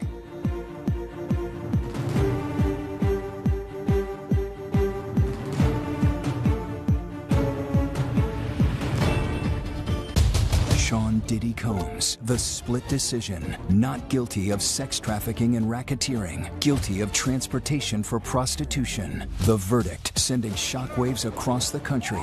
Now breaking tonight, the new ABC News special. Stunning interviews. One of the most powerful men in the music industry. And then suddenly, he was over. New details from inside the courtroom. Diddy, The Verdict. The new special breaks tonight at 10/9 Central on ABC. At any point, you can encounter evil. Young woman riding her bike and she gets abducted. Where is she? It made the hair on the back of my neck stand up. You get the phone call. She's been found. One of the worst pains you can ever have. I kind of had to stop my jaw from falling. What kind of person would do this sort of thing? Evil person. She was almost home. The 2020 true crime event. Friday night at 9/8 Central on ABC. It's time to party! Monday. And now we're in the jungle. Ready to find some love. Let's dance, Paradise. Paradise is back. Good things are coming. New beach. Viva la Costa Rica! New challenges. And here come the Goldens. Oh, look I got my inner knees done. They're reformed. Bachelor in Paradise, season premiere, Monday on ABC and stream on Hulu.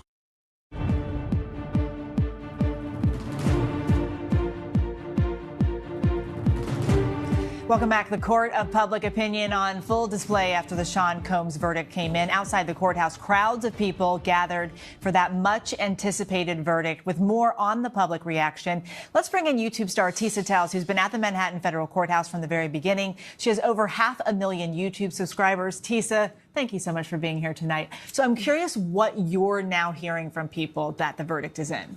I'm hearing anger, I'm hearing rage, I'm hearing upset. People think the jury dropped the ball. But more importantly, whether or not you agree with the jury's decision, if you look at the chaos outside of the courthouse, it was pandemonium. And when you listen to the threats of violence, the things that are being said, that decision, whether they meant to or not, sent a message of what is okay and what we'll accept. Your followers, do they have any questions about the verdict? They have a lot of questions. They want to know, how did you look past Cassie's testimony, the mother's testimony about the $20,000 that he demanded? How did you look past Bonner being hung over a balcony? How did you look past Capricorn Clark? They have questions about how, as we sat through 6 weeks of gut-wrenching testimony, how that is the only thing they found that was illegal. Did the reaction to this verdict surprise you? The reaction on Diddy's side surprised me. I thought they would be celebrating, and some people were, but it's like they were holding back on the violence they wanted to incite. They were yelling at new media, old media, we're going to beat you worse than Cassie. You shouldn't have did this. You apologize to Diddy. You're going to pay. It wasn't just me. It was to anyone that wasn't pro-Diddy. It was actually shocking to see. I remember you said at the very beginning about this, you actually had to hire security. Yes, I actually today had to be ushered out with 2 armed guards from the melee. And there were other YouTubers and, TikTokers that didn't have security, and they were just running scared. They created a sense of hostility, of violence, threatened violence, so much so that they locked down the whole court and pushed everybody across the street. The guards said that they've never seen anything like it. For you, now that it's all over, how does this feel? You know what? I feel like exactly what Cassie's attorney said. I wanted a leap forward for society. Instead, we got a small little emotion forward. But you know what? When you look at victims of abuse, when you look at survivors, when you look at what abuse is, it is going to be a long road to fix what is rotten in society. So you know what? The work continues. I know my followers and people that are advocates, the work continues. And one day we actually will get to a point where the next time a Sean Diddy Combs comes into the court, they are held accountable. Tisa, thank you so much for joining us. Thank you so much, too. And thank you for joining us. For even more on the Diddy trial, make sure you follow our podcast, Bad Rap, the Case Against Diddy, hosted by our very own Brian Buckmeyer, wherever you listen to podcasts. I'm Eva Pilgrim in New York. Have a good rest of your day.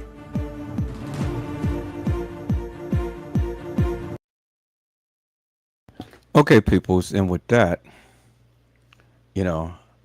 I'll just say to Tisa Tells, well, the verdict told it all, Mel. It really doesn't matter what you say. It really doesn't matter what Ticket TV say. And it really doesn't matter what the Messy Sweet Spot says. It matters what the verdict says. And the verdict had said that Diddy was not found guilty of racketeering, sex racketeering. That's what the verdict said. So now go back and tell your followers that the verdict stands. Sean Diddy Combs was not guilty of sex racketeering. And peoples, that is Diddy Verdict. That's all that I have for you tonight, peoples. I'll be back tomorrow. I have to work up on some things on tonight.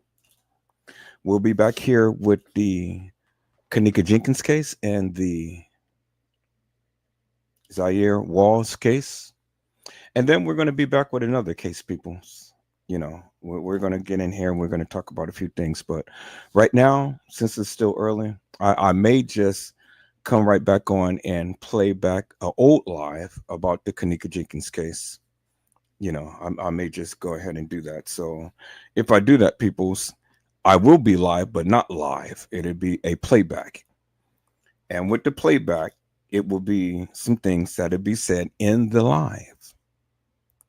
And peoples, you need to be on your best behavior, because if you chime out in my live with any madness, regardless of whatever is being said in a live, I'm going to block you for all eternity. Is that all right, peoples? So understand, whatever happened back in the day, that's back in the day. And that doesn't apply today. Is that all right, peoples? All right. So peoples, I hope I had said something to encourage your hearts upon today. Tune in next time to when Edward Joseph Let's Talk Live, Edward Joseph Kitchen, Edward Joseph Gospel Hour, Edward Joseph's Blessings Giveaway 2025 will come to you with something wonderful. I love you with the love of Christ, and there's absolutely nothing you can do about it. Peoples, mask up and be safe. And again, peoples, Diddy Verdict. He hasn't been charged of sex racketeering. Until then, peoples, you guys be blessed. Get your rest. And if the Lord says the same, I will see you soon. God bless you all. Thank you for watching.